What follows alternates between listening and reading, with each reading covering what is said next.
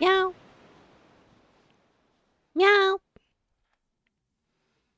Meow. Meow. Meow. Uh-oh. Meow. Meow. Meow. Meow. There is nothing wrong. Shh, that was so loud. Oh my god, I'm so sorry. Let me just co-work some things. Meow. Meow. How is everyone? It's quite loud for me. Whoops. Hello. How is everyone? Happy Happy Fin Fun Friday. Let me say hi. Oh my god, Robert Jones. Congrats on being first. Hello to Rainer. Hello to Alciveras. Hello to Wheels. Hello to Joker. Hello to Poker. Hello to Omega Andy. Hello to Seabiscuit. Hello to Valentis. Hello to Soup. Hello to Common Rider. Did I get everyone? Hello to Manager San. You're late. You know, you're getting late here pretty often. I've noticed that. Huh. Lusali, happy Fin Fun Friday. Let me see. Wait. Wait, no, Poker, thank you for the 40 stream streak. Rainer, thank you for the 10 stream streak. Ooh. Hello to Will. How is everyone? Happy Fin Fun Friday. What? What the why? Why haven't you done anything?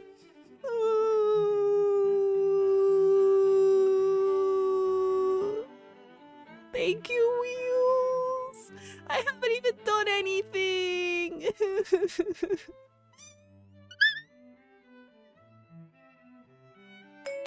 I'm so normal. Hi, Joey. Happy Fin Fun Friday. Thank you for checking in. Thank you, Wheels. Oh, I'm so sorry, Will. It's just because this is like the convenient time where everyone is out and free and relaxing. I got gifted. Now I'm here. Hi, Joey. Salem says yay! Take you again, Wheels. And hello to Salem. How is everyone? Do you guys have your pens, your papers, your notebooks, your quills, your ink? Wheels be rolling on 20s.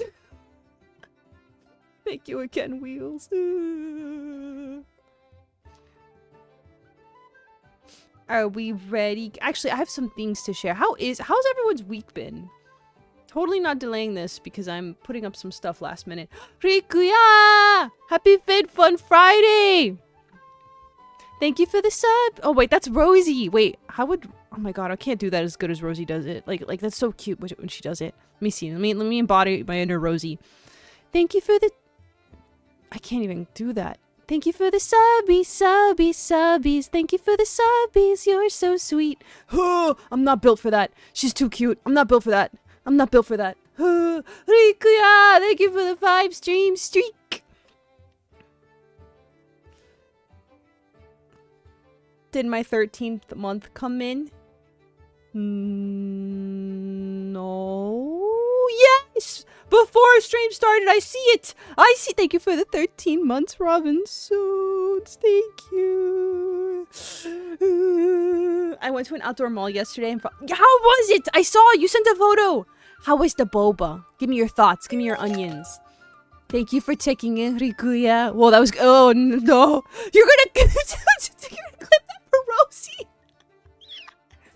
No, I'm not built for cute. Don't die. Please, Wheels, don't die. Don't die, please. Onegaishimasu. I'm not built for cute, man. Not as good. Downer vibe still. No, Lusali, I'm sorry. I'm very sorry to hear that. I hope we can figure out how you can start getting your monetization on YouTube soon. You deserve it. You've earned it. You've earned it. You're already there. But you're already I'm like cute in the way like mischievous cats are cute. I don't know how else to explain that. Like tall person cute. No, because tall people can embody like... No, I'm cute in the way like... A little... Like a kid is wearing an overgrown base... I don't even know. Like, I imagine like the word cute and I think of like very sweet, also moe, delicate, and I'm none of those. I'm none of those. And that's okay. I'm okay with that. I'm not built to be cute. I'm built to be... maybe a little off-putting and intimidating. Actually, that's good for the best. I got a lot of wives to protect. So, I actually have some news. You know that elegant. Oh, I like that. Oh, I'm so elegant. I actually did take, what is it? Manners? No. Etiquette classes when I was a kid. My aunt was like really big on that and like having proper posture. And Mikey, happy Fin Fun Friday. Thank you for checking in. But yeah, she was really big on having proper posture, the way to eat, the way you carry yourself, this and that. She was really big on that. So she taught me all of it. And that actually does become a conversation starter from time to time. Zeno Future, thank you for the first time. What is this emote? Thank you for the first time chat. Why are we... I'm sorry, there's no feets in this channel. I am a mermaid. I literally don't have any feet. So, I'm so sorry to disappoint you, my guy. The spoons. The spoons, honestly, from outside in, that's literally the best way to work about it. My boss gave me the rest of the week off. Let's go! Let's go! Congrats! But that's been like a conversation starter. Like, sometimes if I'm like... very mindful and I remember not to shrimp, I have gotten compliments or like strangers have come up to me in person and they have been like, you have the most immaculate posture I've ever seen. You're like a little doll just sitting there. Like, you just stand, like, you just sit there. You just sit there. I remember I was in a, what is it, like a Peach cosplay? I'm trying to remember which Peach cosplay I was wearing. And an elderly couple came up to me, and that was just like one of the first things that they said to me. They're like, "You're like a little doll. You have perfect posture. I didn't know kids these days still had that." And I was like, "Well, hold down a minute. Yeah, let's bag it up. We can give a compliment without all that meow." Ooh. No. What is that? What is that? What is that? Poker, what is that?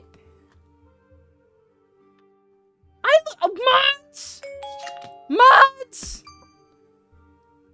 Jasper, happy Fin Fun Friday!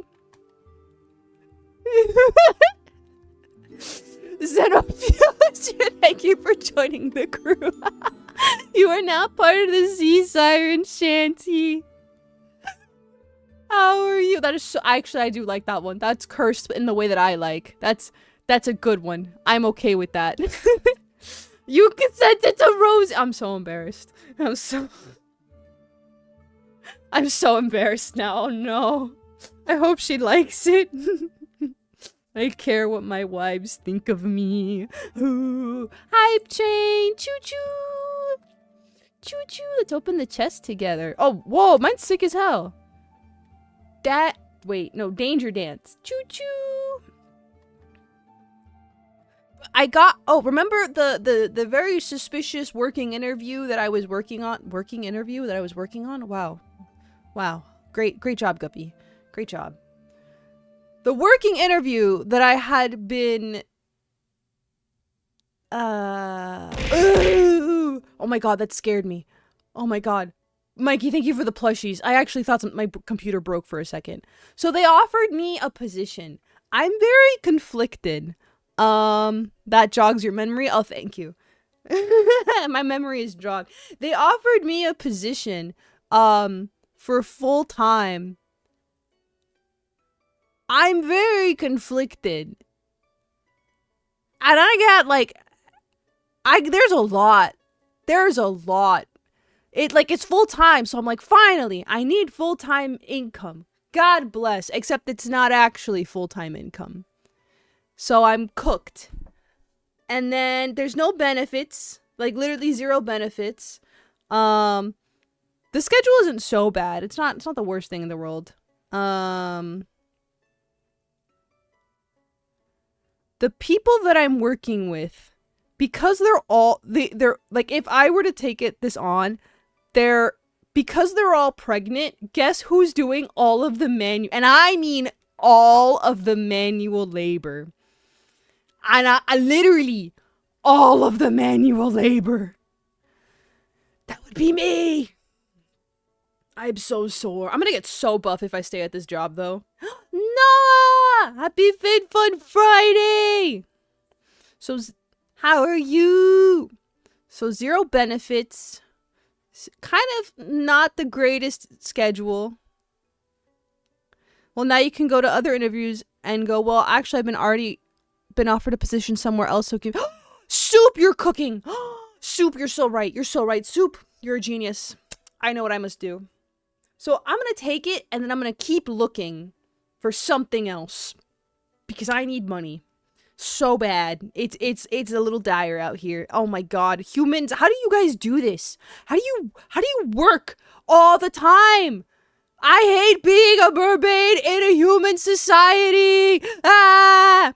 So I'm gonna take it, and I'm just gonna keep applying elsewhere, because there's like a lot of other things that I don't even want to get into. Missing no! Happy Fin Fun Friday. How are you?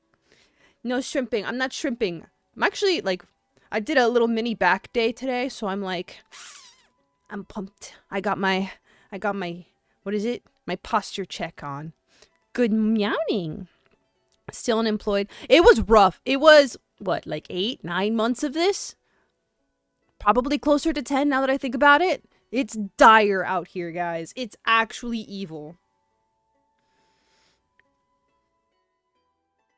I don't know, Gup, humans are weird. No one dreams of labor. Oh. Ooh. Some people really like what they do, though. I'm impressed by that. Can we go to a casino, Guppy? I have awful luck when it comes to a casino. Like, I'm not good at gambling. I get overstimulated, but for you, Lusali, absolutely. What's a good punk emo song that is cool? I'm drawing blanks for something I'm filling out. If it's the same thing that I think it is, wait, no, it can't be. Unless, is it? Station 11, this station is Port Guppy-Chi. I tasted a 9 to 5 and unemployment. I simply recommend not being born.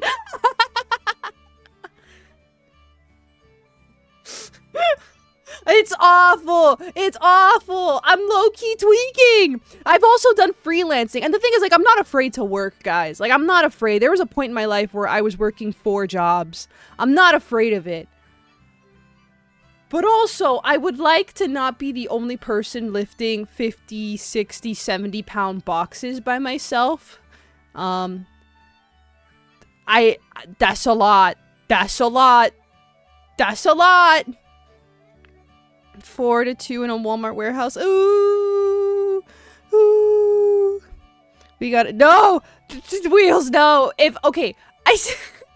So I have looked into this, and, like, it's not even that. It's getting brand sponsorships, and I have realized that my morals do not let me take on a lot. Like, I would end up saying no to most of them. So I'm already cooked in that regard. Question is how they all get pregnant at the same time. Honestly, I don't know. Like, their due date is within like a month of each other. I'm wondering if that's the reason they hired me, is because they needed someone that could do some manual labor. But they hired someone for sewing, which is what I'm primarily doing.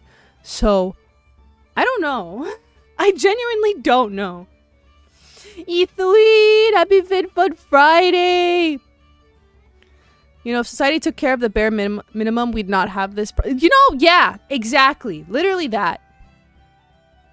I can't apply to most programming jobs in my area because they're oh my god, literally.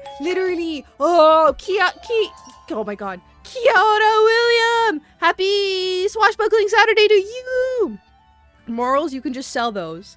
That's what they want you to do. That's what they want you to do. That's what they want you to do. Ethelene, thank you for checking in. That's what they want you to do. Why should I have to do that?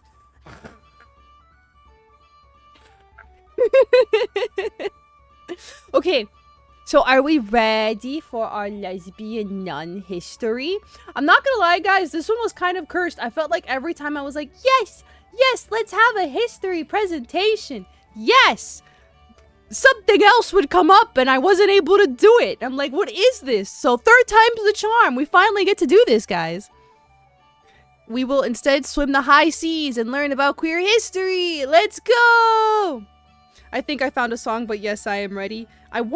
Jasper, is this something that perhaps involves ghouls or goblins of some sort? Maybe the vibes, the name.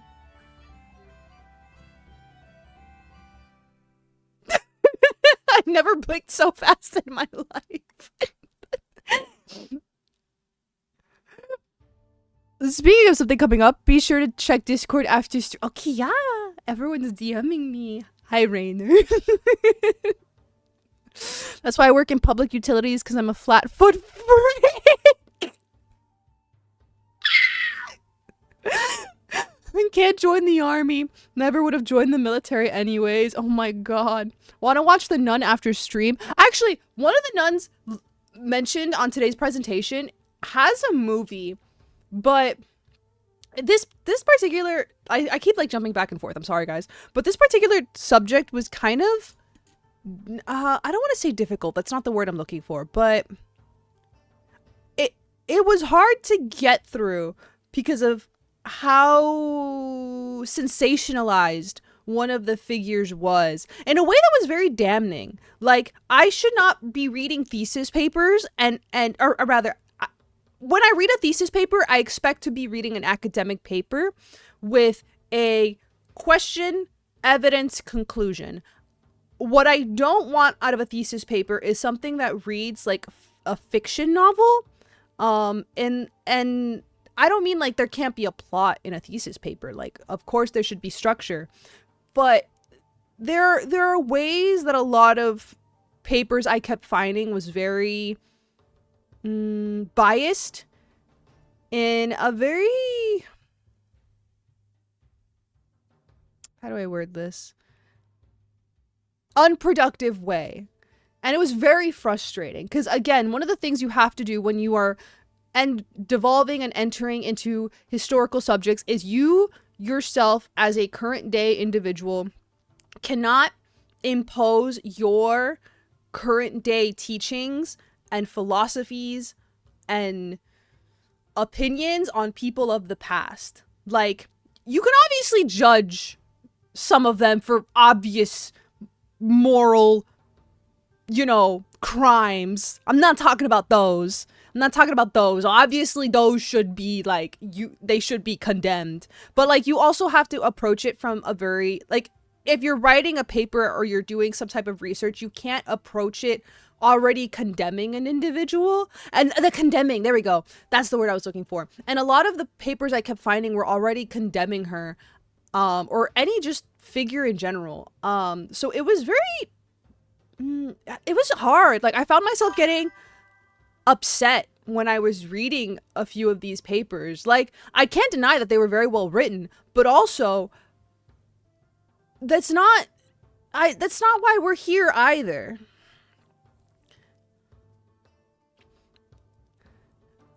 Of course, you won't learn anything the way you're letting your bias blind. Exactly. It's a different type of mentality back in the day. Yeah, like, I don't want to say, like, I don't, like, what is it, the phrase,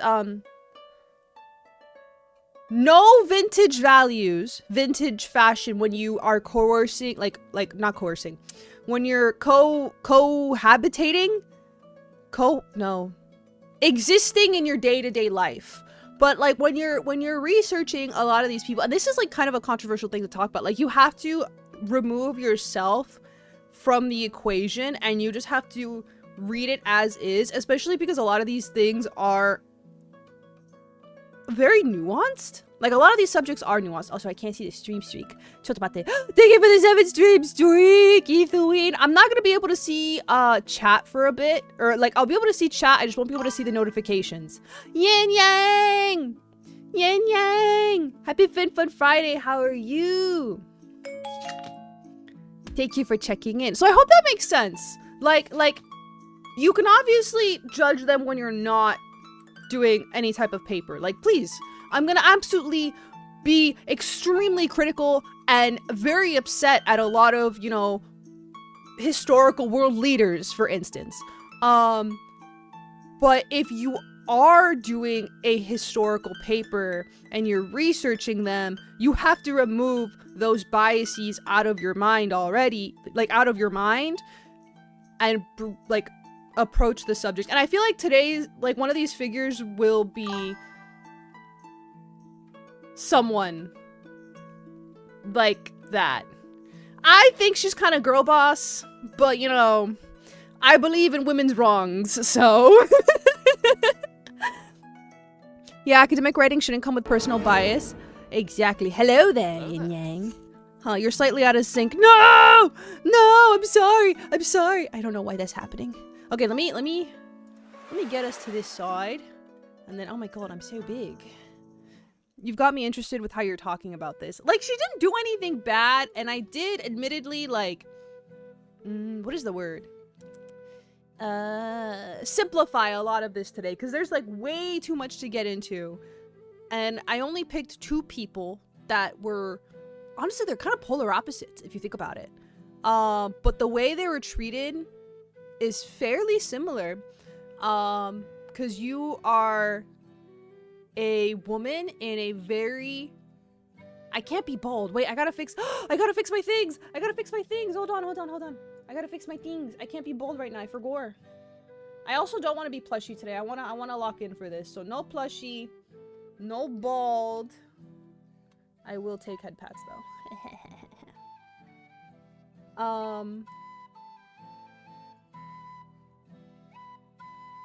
My pea brain stopped working for a moment. Hold on, guys. Oh, thank you for the head. Why aren't the head pats not working? Why aren't the head pats working? What? They're not working?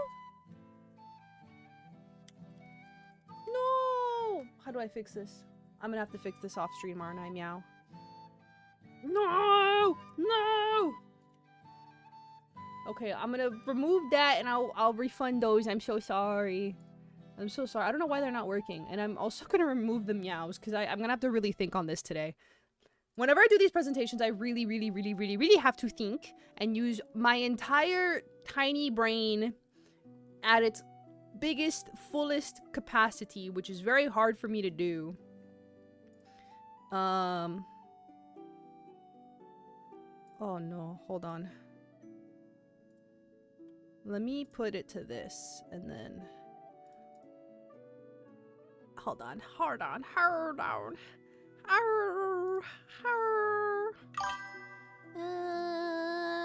Aha!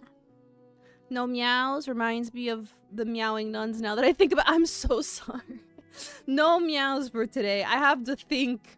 I can already, like, I'm embarrassed whenever I present, whenever I present anything, because I can't use my mind. Like, suddenly anything that I know, anything that I have learned is out the window. Can I have a refund? Yes, you'll get a refund soon. So here is Lesbian Nun History. Ooh, ah. Ooh, where are my notes? Where are my notes? Ooh, ah. I like the font. Thank you. I love Art Nouveau, so I tend to pick as many Art Nouveau things as I can. I love Art Nouveau. I love Art Nouveau. I have some things cooking to make things even more Art Nouveau, or Art Nouveau inspired. But this will not be Art Nouveau. Most of our two figureheads for today actually take place within 100 years of each other, funny enough. You know, the late Renaissance, post-Protestant Reformation. Yo, they had a lot going on. My glasses! They had a lot going on. It's the same with me presenting serious info. Always takes more resources than usual conversation. You have, exactly, like, you gotta, all the cells are firing. You have to lock in. You have to lock in for this. Okay, let me click. So we have contents. We have our contents here. All right, we're gonna, I know, lesbian.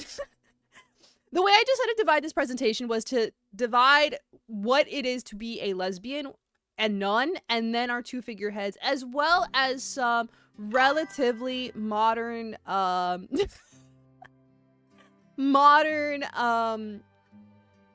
individuals that fall within this realm as well. That to show that, like, this is a universal thing, that lesbian nuns have always existed. It's kind of been a thing. Protestant Reformation, is that Martin Luther King's? No, not Martin Luther King's, but yes, you were correct, the Luthers. Can you move her head? I can't see the last word. Oh, my bad. My bad, Chief. Let me move. Is this a good size?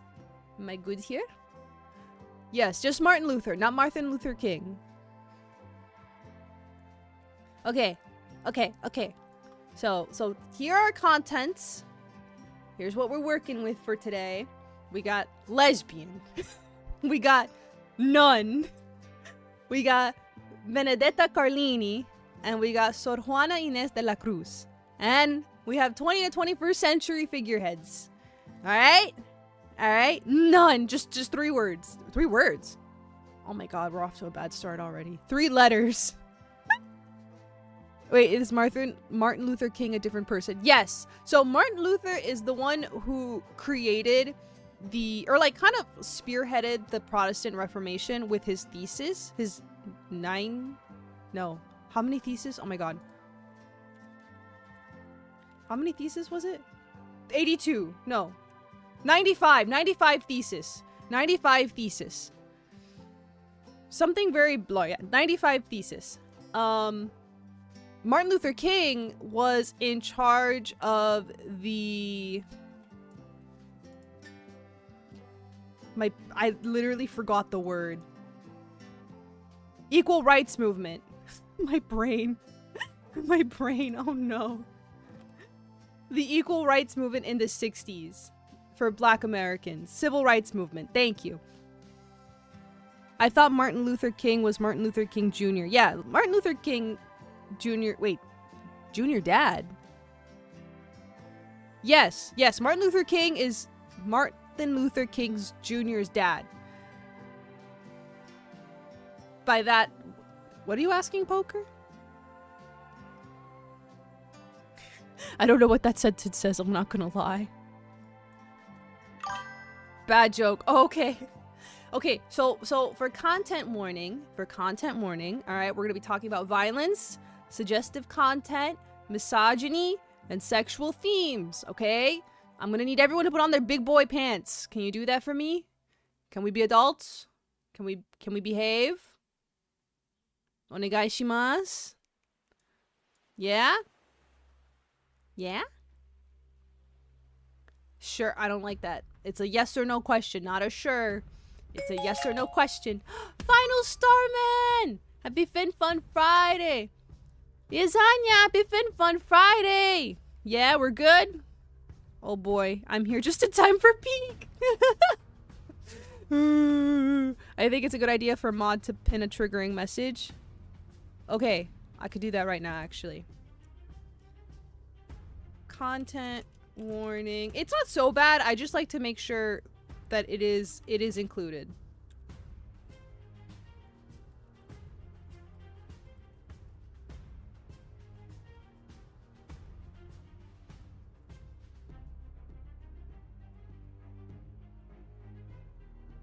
I can't type.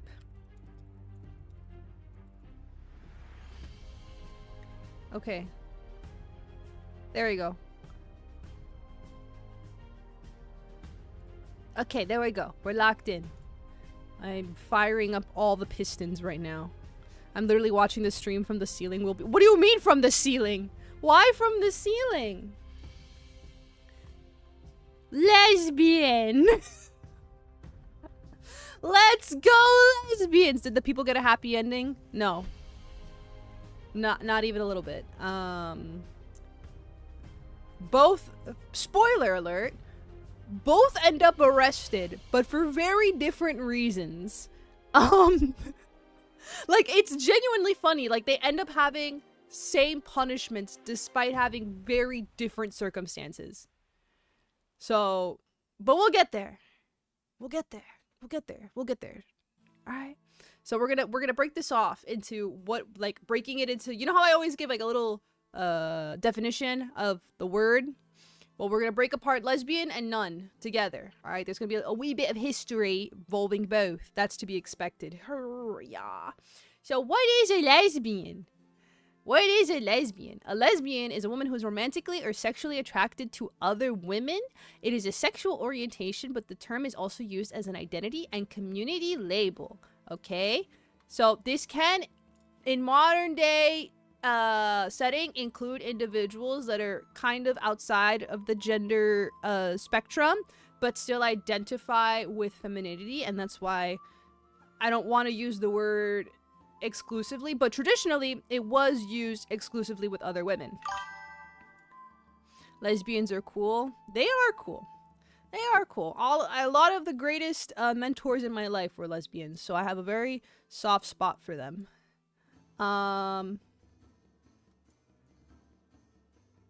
The word originates from the Greek island of Lesbos, which was home to the ancient poet Sappho, which she will be mentioned later today. Not in the quiz, don't worry. This is not about her today, but she's pretty sick.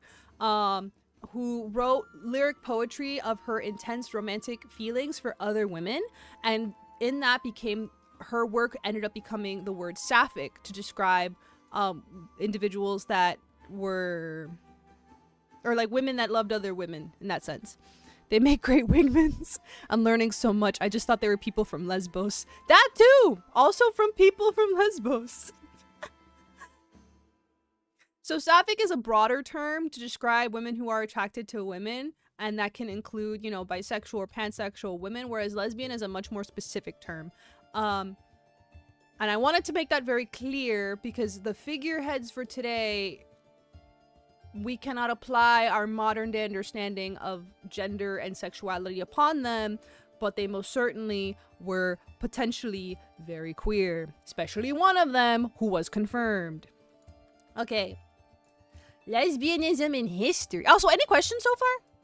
I feel I'm really bad at this of remembering to like give space to allow for any questions. So any questions so far?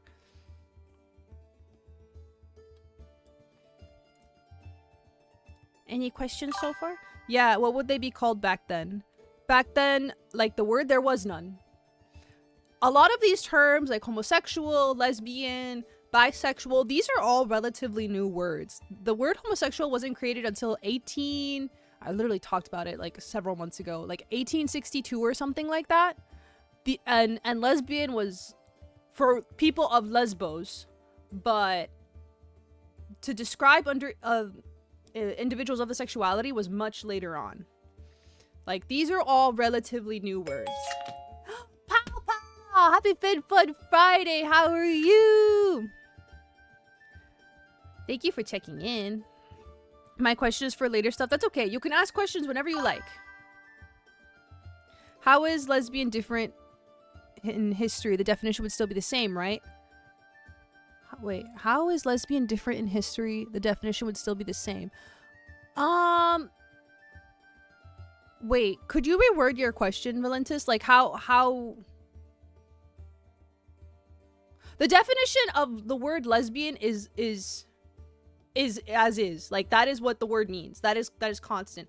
But we cannot give definitive okay, wait, I think I follow what you're saying. We cannot give definitive labels to people of in history because a lot of these words and their context of these words these words and their definitions didn't necessarily exist at the time. Like, there were concepts and acts and things, but there was no definitive term for them. Went to Florida again earlier. Oh, why were you in Florida? The labels we know. Yeah, the labels didn't really exist. It's more so like a vague idea of it. And even then, like, how we understand these labels and their definitions cannot necessarily be applied to them. Like, cannot be applied to them and their understanding. Hi, Blush. Happy Fin Fun Friday. Thank you for checking in. And again, like, there's no way to ever say, like, with 100% certainty, like, yes, this person was this. Unless, like, there are recounts.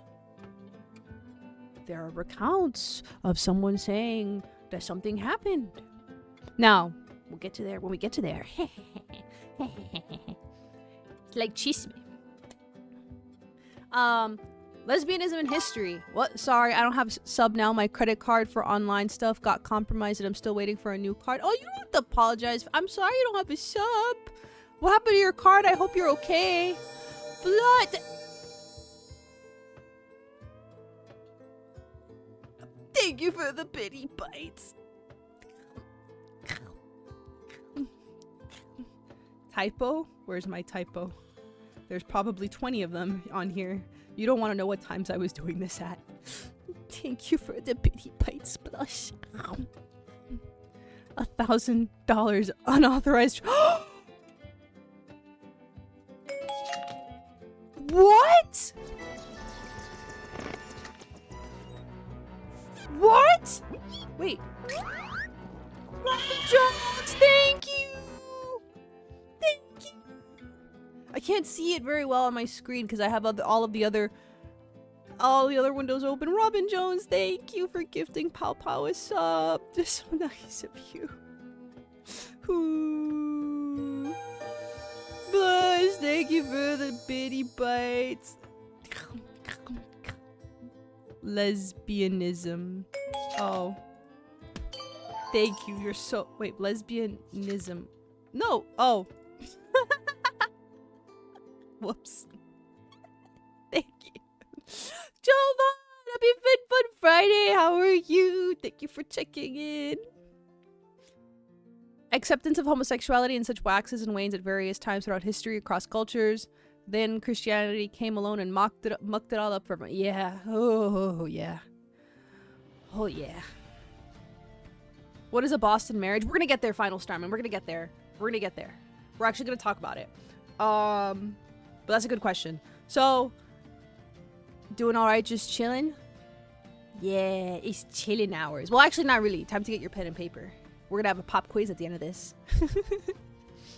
So, lesbianism, or like lesbian acts, were not often discussed in government-sanctioned settings. So what this means is that while they were stigmatized and seen as abhorrent, there aren't a lot of laws prohibiting lesbian acts, funny enough, because men cannot, you know, wrap their minds around the idea of a woman being a sexual creature. Isn't that's unheard of? That's crazy. It's a crazy concept. So no, why would we have laws prohibiting that? That wouldn't exist. But God forbid that two women engaged in such an action. Of course, the irony is not lost on me, guys. I know it's crazy. I'm gonna start calling straight women lesbianisms. Is it a pop quiz if it happens every time? I like calling it a pop quiz because it's fun. I like to get the stress. I like to get you guys a little stressed out. But despite, you know, not having any, like, not very many. This is a crazy time to come in. No, Jovan, this is an excellent time to come in. We're getting there. We're cooking. Believe in me. Believe, please, please. Worked so hard on this. Most of the, what is it, crimes and like titled labels were given mostly to gay men because men were seen as sexual and complete creatures, not women. Women could never partake in such a thing. But both were still stigmatized. And there were punishments to have been caught in lesbian acts. There were plenty of punishments still either way because we're invisible, remember? Oh my god. Hi Azuma Hazuki. Literally that. For most of history, it's unironically that. Oh, I'm so sorry. Wait, hold on. Let me see if I can... Do you see Twitch? Okay. Oh my god. Yes! I've cracked the code. I've cracked the code on OBS. I can have all my windows open and not worry about anyone seeing anything crazy. Snail, thank you for checking in. Hello, Guppy, just Marissa. Or Hazuki is fine. Okay. Which one do you prefer? Which one would you prefer, Meow?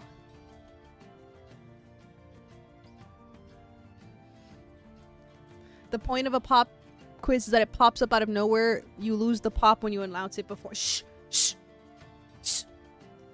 This is my classroom! This is my classroom! Either one, the whole name is a mouthful. Okay, we'll go with Hazuki. We'll go with Hazuki. Unless you prefer Marissa, then I will do Marissa as well. Men back in the day, a woman liking another woman and they aren't friends, buffering, so they're fighting? They literally, like, it was unheard of. Like, it was both unheard of, a fantasy, and prohibited all at the same time. It's if it wasn't so diabolical, it would be funny. Like, I have to be in awe. Wheels, thank you for gifting Hazuki a sub. Thank you, Wheels.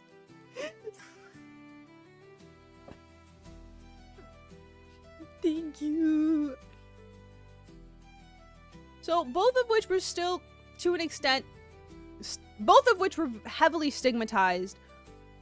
Gay men were more criminalized than women, but both still were. So let's get the record straight on that. Yeah, men thought women couldn't do it. Yeah, they no, they didn't. They really didn't. I'm gonna be so normal today, guys. I got genuinely mad, like, reading some of these papers. It was embarrassing. I really pride myself in, you know, making sure that I don't get swept up in emotions when I'm doing any type of assignment or research. But like, I got really mad this time in my findings, and it was so stupid. Like, I already knew a lot of this, and I still got mad. Okay, a lot of women in the 19th century, rather, let me clarify that a little bit. A lot of rather financially independent women in the 19th century participated in Boston marriages.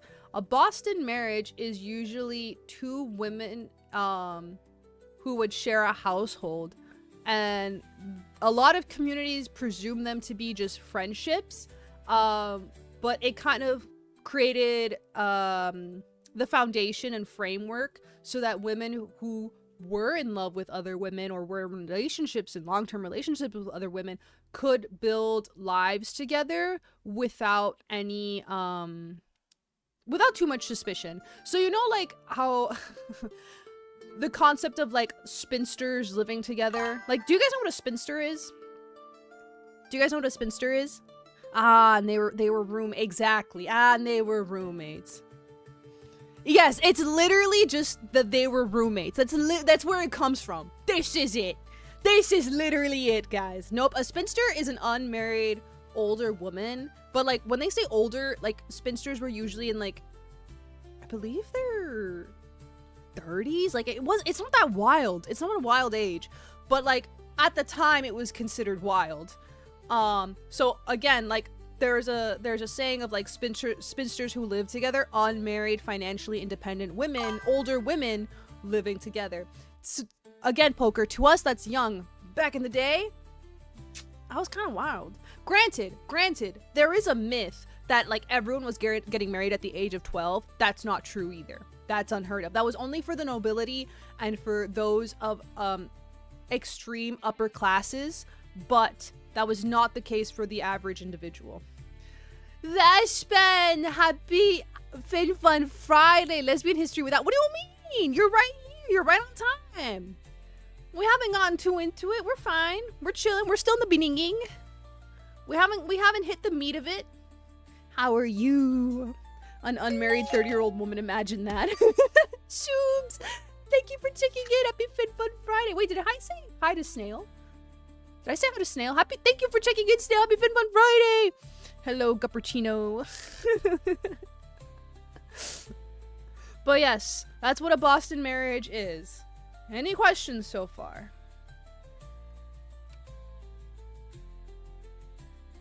Any questions so far, Meow? Yes? You have a question? What is your question? I never knew there was such a thing as women loving other women until like high school. I put all those girl crushes into context. That's so real, Hazuki. I'm not gonna lie. I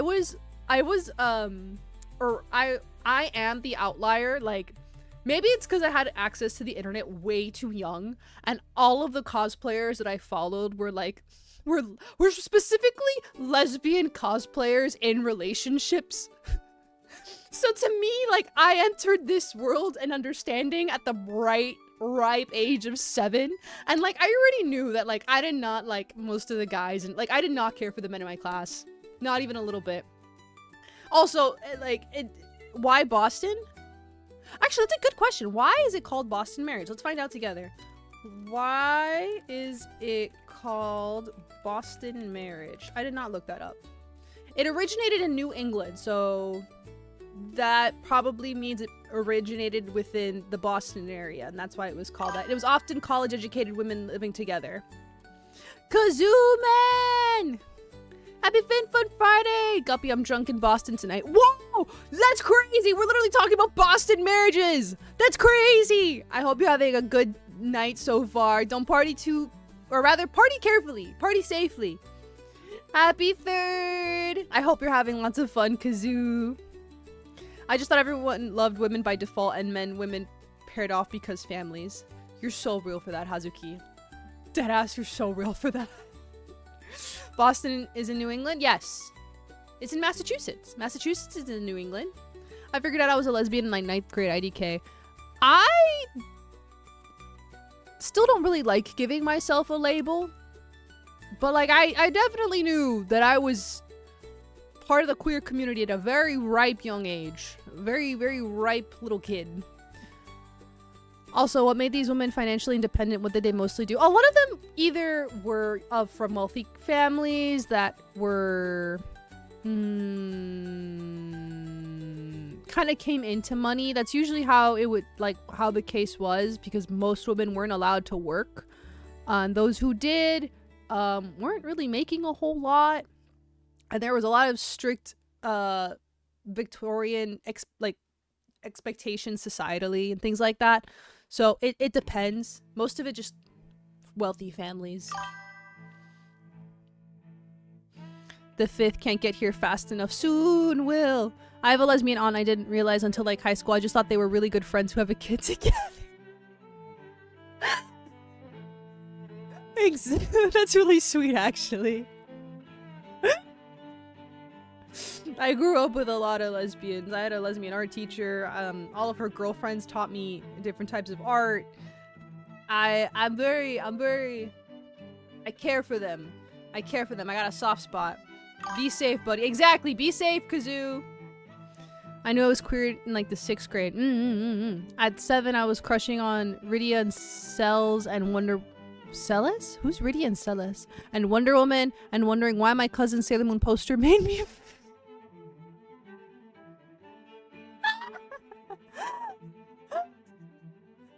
You're so real. You're so real.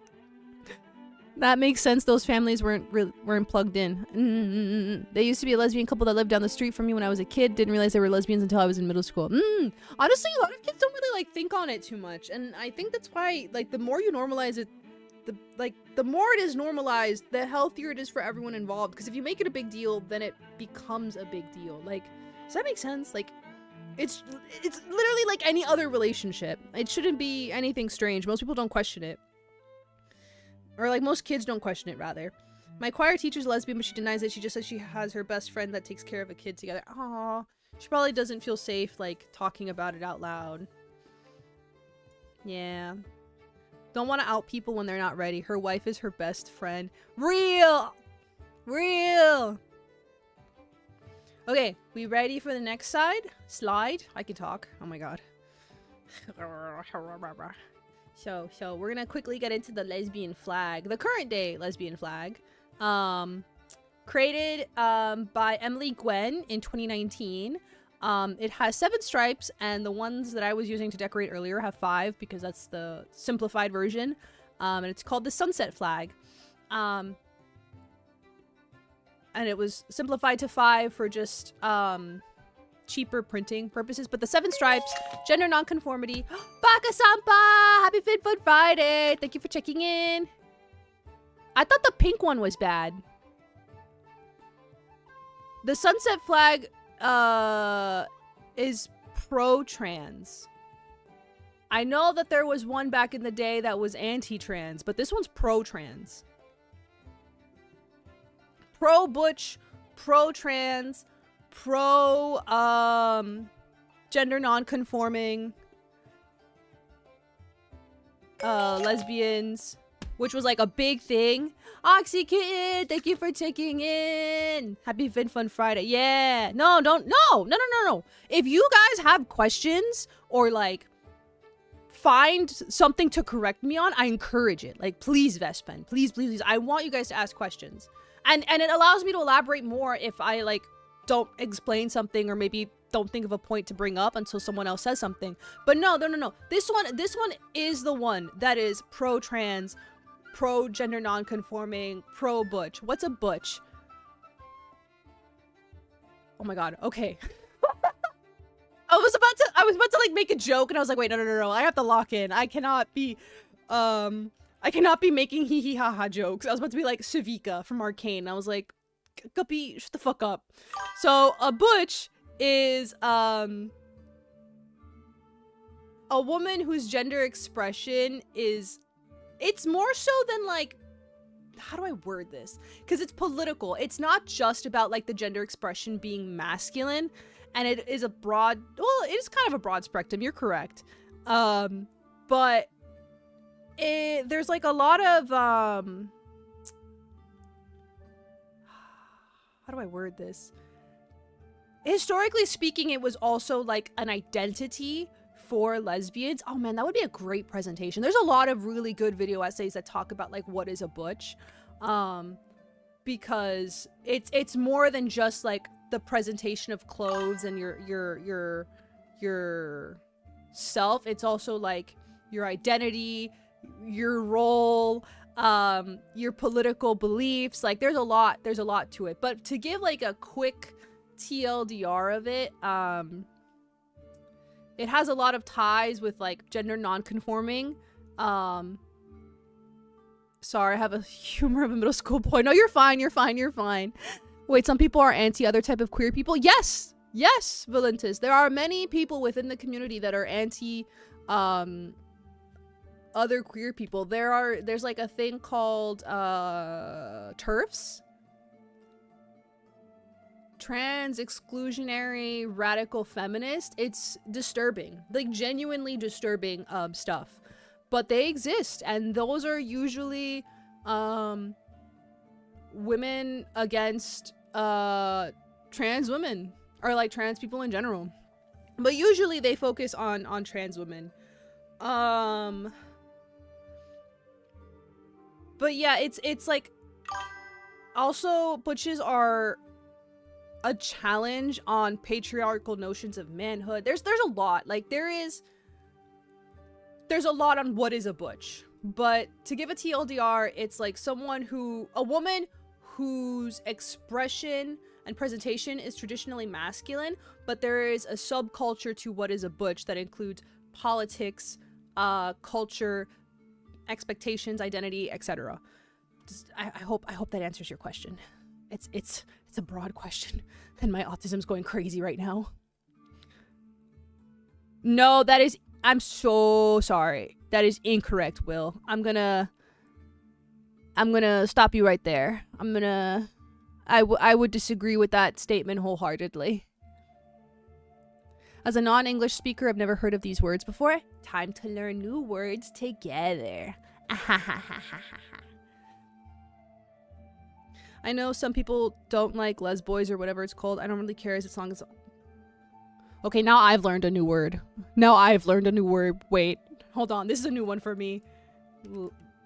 Lesboys? Massively popular Quebec comedy franchise. Okay, that's definitely not what you're talking about. Like trans mask lesbians? Trans mask lesbians have always been a thing. Like mask lesbians are part of... Try searching up lesbian boys.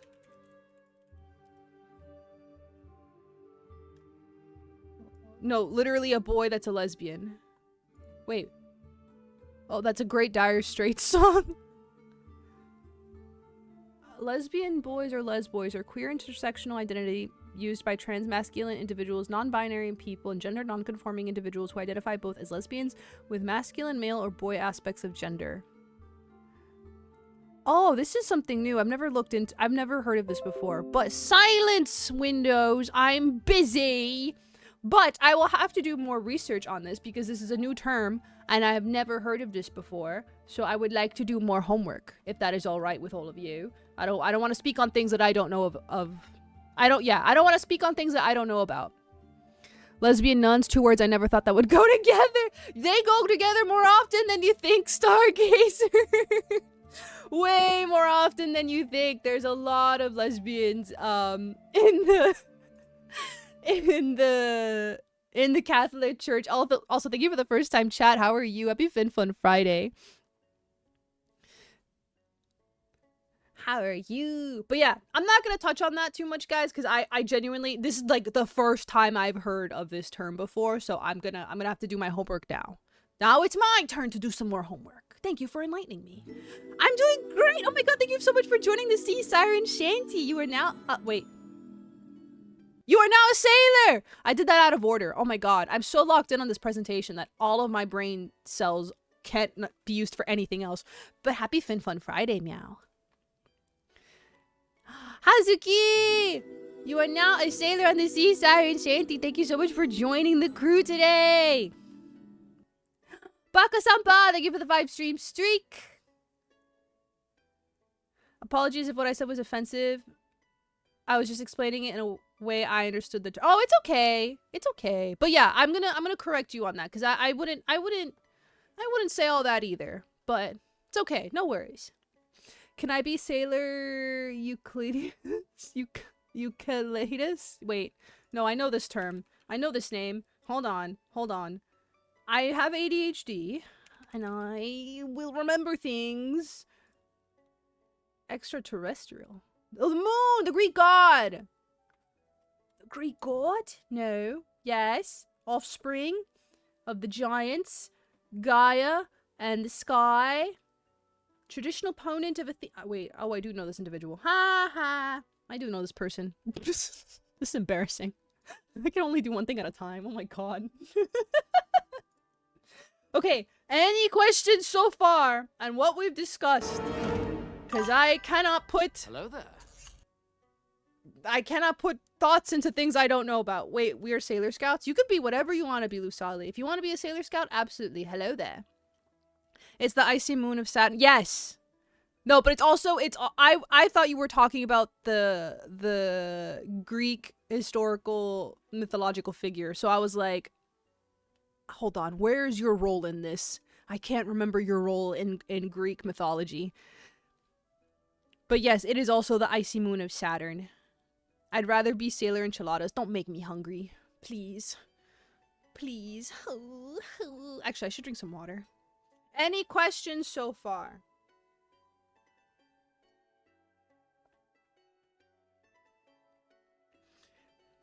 So I was curious about what that redeemable did. It's okay. You don't have to apologize for that. Please use the redeems.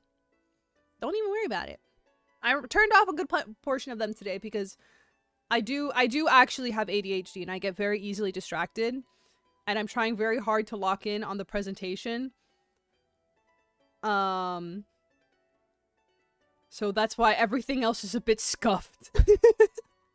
Unique relations to womanhood. What does that mean? Not sure if I'm reading that right. So unique relationships to womanhood usually refers to people that kind of fall outside of the womanhood spectrum gender-wise and struggle, like, something... Wait, you... As in being something other than wife and mother. Yeah. Yeah. There's just a lot of ways to approach being a woman outside of the traditional sense of what society expects, which is mother, wife, sister, things like that. What inspired you to create this presentation? I actually don't know. I think I was talking about it on stream one time. I think literally the subject of like a lesbian nun as a joke came up, and I was like, wait a minute, this is actually something that I do know about and can talk about. But then I started doing my homework and I was like, I remember why I got mad about this. But I just like history, and I'll come up with subjects. Literally, I'll come up with a topic and I'm like, maybe I'm not the most well versed in this. And I will use it as an excuse, like a presentation as an excuse to do some homework and research on new people, new art, new historical facts that I may not be aware of, and then be like, okay guys, look what I found, pay attention to me, look what I found, look at my homework. But in all seriousness, I just really like learning about history and finding ways to make it as accessible and as interesting as possible for other people, because I've heard so much in my life that people find history boring, they find art history boring, like they just don't care for it, and I want to show that it can be fun and that it can be exciting and engaging. It's just how you approach it is what matters. I hope that answers your question, meow. History is fun to me. Yes! You're so right, Jovan. Based as always. Bro, I just got an ad for a horror game on Netflix. There's games on Netflix? Chica Ardilla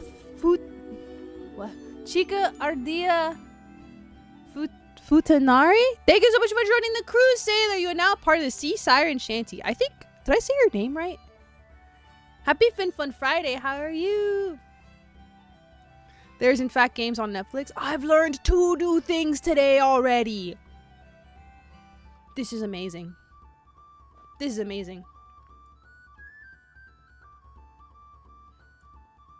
Community. Now I'm wondering how these women got in touch with each other back then.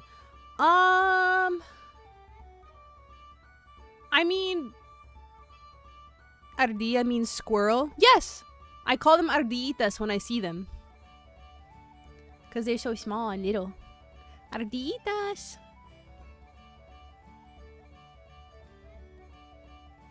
So, girl, squirrel. I'm assuming that's the person's name. I don't know the last word. They asked, "Are you a friend of Dorothy?" And that means, "Are you a lesbian?" Wait. Wait, what? Is that actually a thing? I have never heard of this before. But how did they get in touch with each other back in day? You would be surprised. People of like, oh my god, my chair. People of like-mindedness will always find their ways to each other. What is it? You know, okay, like an example. We're gonna switch it off from identity and go into neurodivergence. Neurodivergence. A lot of people of similar neurodivergence will find their way to each other and build a community inadvertently. Like people of similar love, like similar, what is it? On similar sides or similar, I don't know what the word I'm looking for is.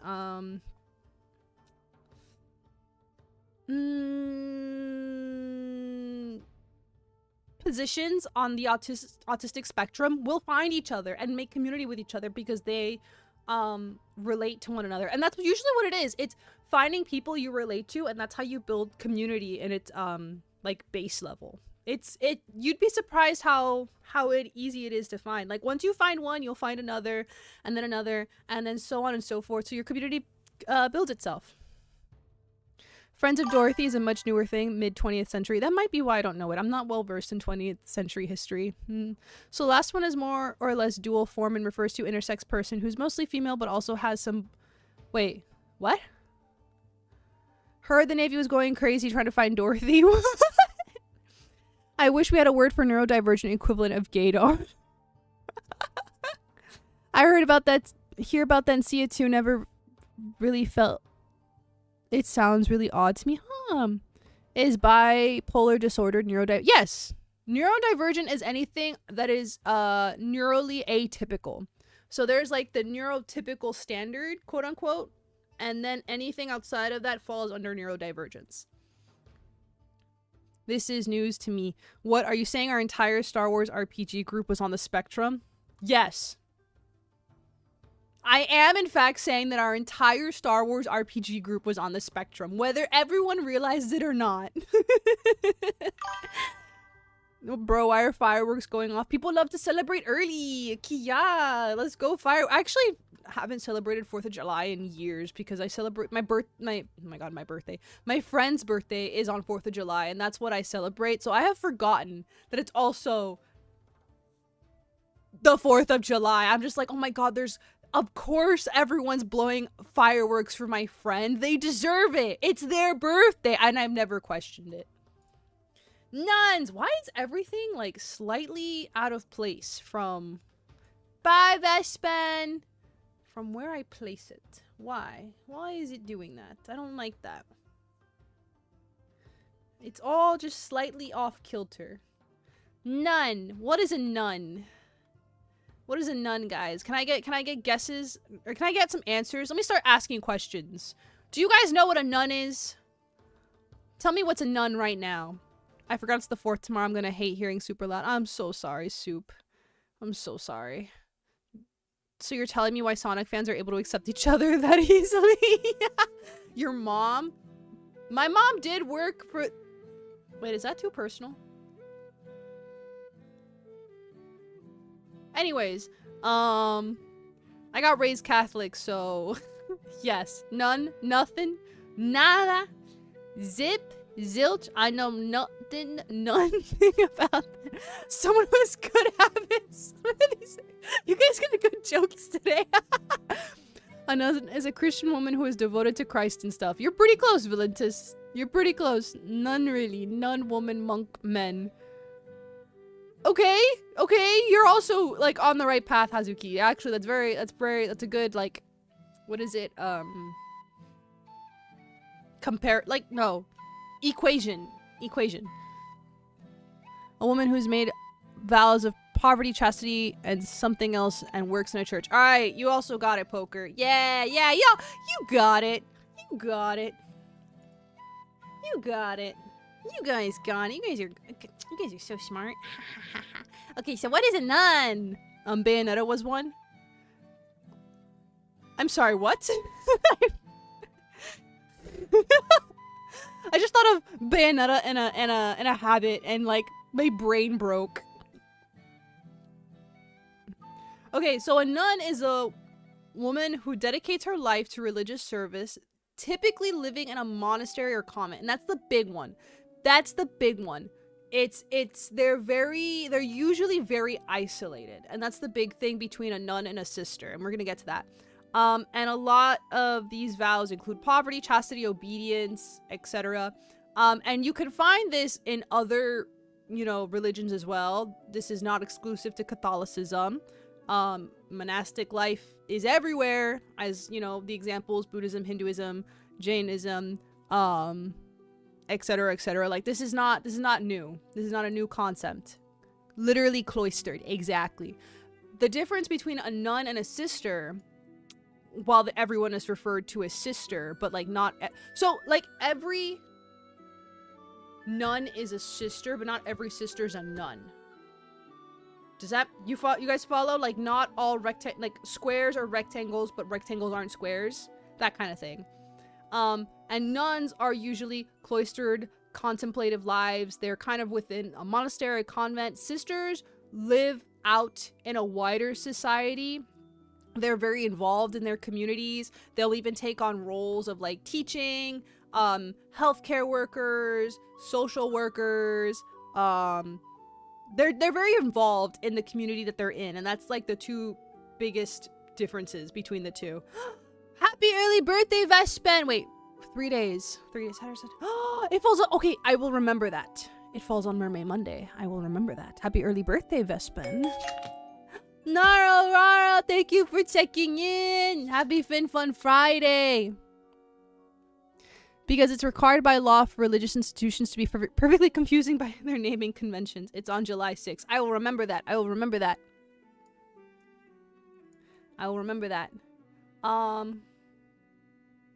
And the word comes from, like, the word nun comes from the Latin word nonna, which means, like, older woman. It's, like, an affectionate term. As well. So just, like, a little bit of, the history in that regard. I'm trying to see if there's anything else in my notes that I forgot to mention. I think that's it. Okay, so by that logic, literally anyone under any sexuality can be a nun. Like, not anyone, I'm sorry. Any quote unquote woman of all sexuality can be a nun. Crispy!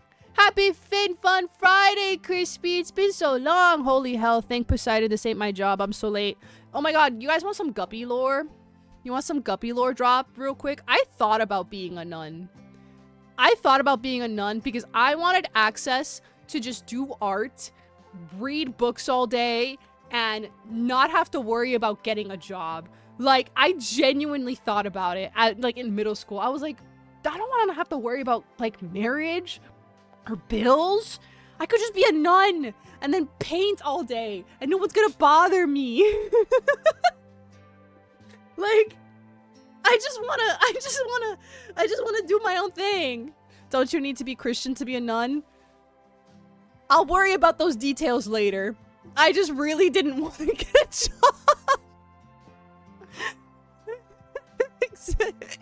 Bob report, happy Fin Fun Friday! How are you? That sounds so real.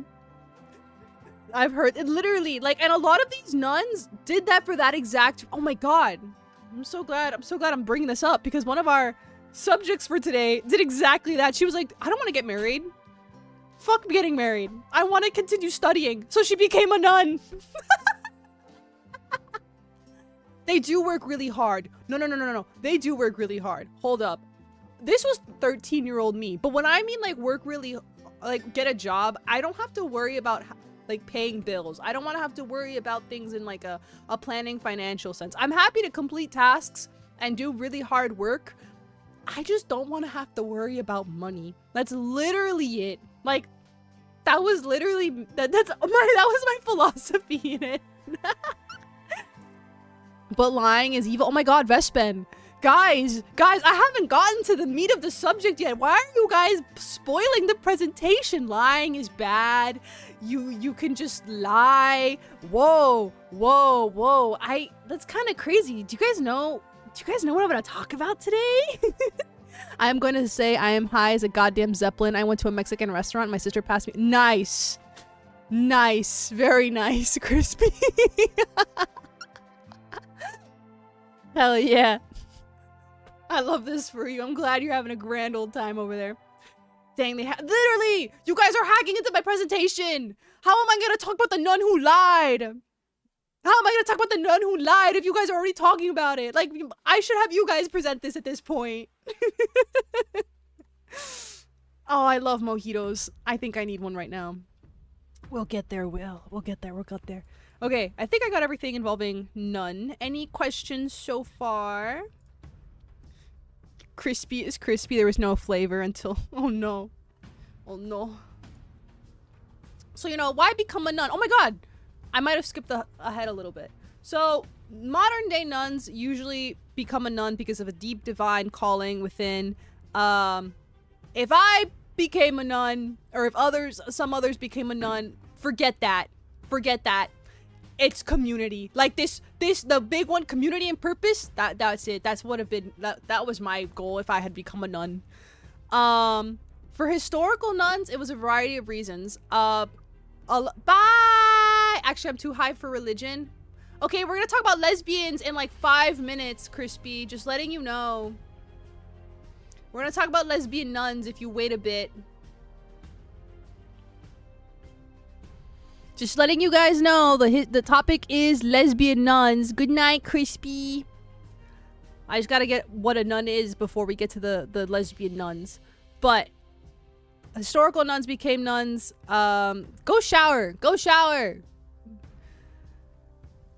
Often because poor families weren't able to take care of their kids, or because they, would like promise children to the convents. And one of today's subjects, she was promised to the convent by her dad. I'm just here for Kahoot and Guppy getting off to oh my god, they're going crazy outside. That's terrifying. Okay, but yeah, context is key, and this is several reasons why anyone would become a nun. My reason, I just didn't want to have to worry about paying bills, and I just wanted to paint all day. I did not become a nun. But my god, I really thought about it when I was a kid. I was pretty dead set on it. I did not care about religion as a child. But if I had the option to paint all day and work and not have to worry about finances, I was set. I was satisfied. But no. So some nuns became nuns because their parents couldn't feed. Yes! And that was a thing prior to... We're gonna get there soon. Where later on the Catholic Church says, actually, we cannot just accept any, oh my god, they're going crazy outside with the fireworks.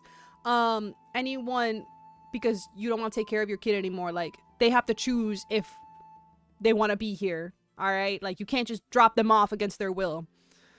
So that was a thing later on, but, okay. Oh my god, our first nun! So chilling and lying for free living. Okay, well, chilling, debatable. They work very hard, but like, alternative timeline nun. There's a lot of alternative timeline, guys. There's an evil Guppy alternate timeline, like, and that was pretty damn close. That was pretty close. I could have been one of the most wretched people on this planet. That was there, and it was not that far off. Wait, we're not in that one. It only took 80 minutes for our first lesbian nun. I had to give the prequel. I had to give the overview. It was important. Would they be a VTuber too? Would Evil Guppy have been a V? I actually don't know.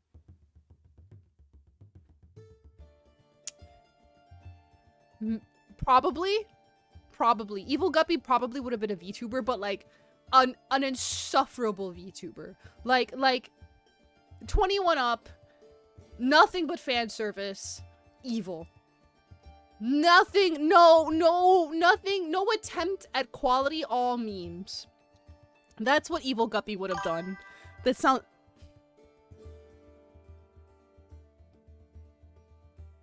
What, you don't like me now? Manager saying you don't like me now? Giving my history lessons and sharing my special interests with you guys? You want me to be sexy 21 Up VTuber?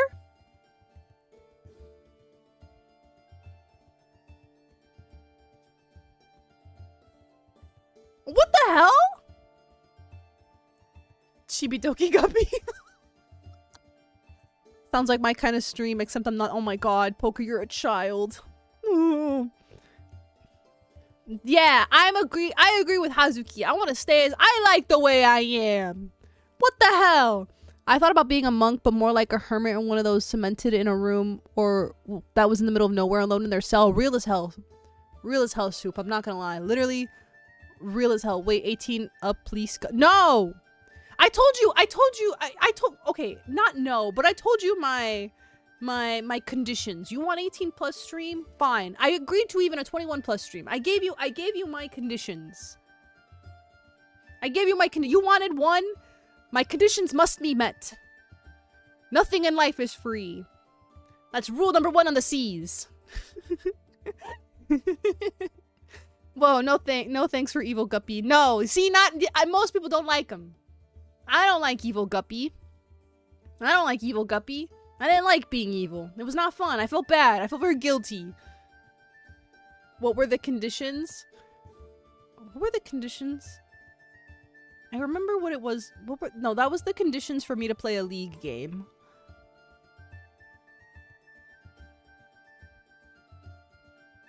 What were the... I think... Oh! It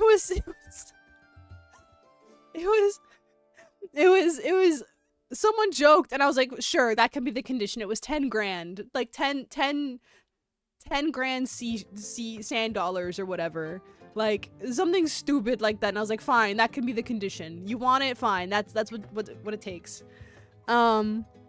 Oh, not even allowed to talk like adult or discuss feeling. Okay, so someone actually brought this up because there are a lot of topics that I would like to talk about in an academic sense.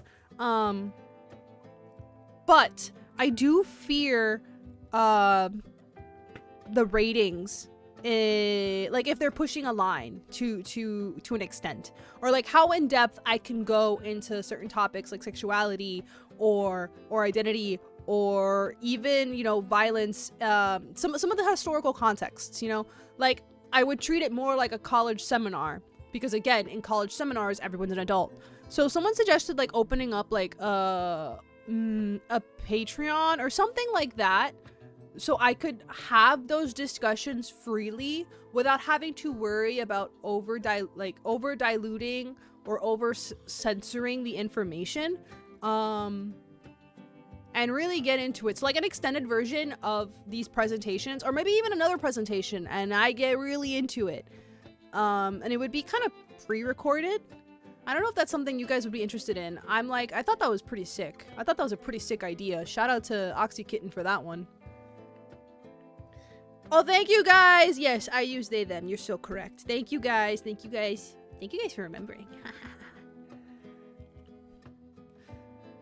So like a lot of, let's say, about Carlini, I did water down. She was a freak. Oh, Will, thank you for the bitty bites.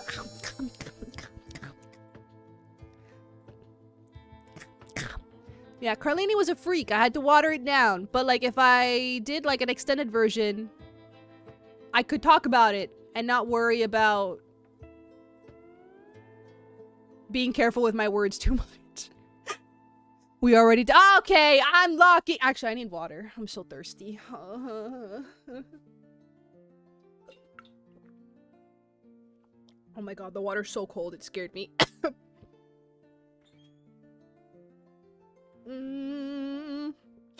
We'll check Carlini later. God, no, now. Oh, wait, yes, now, yes, I understand. Yes, she was getting into it.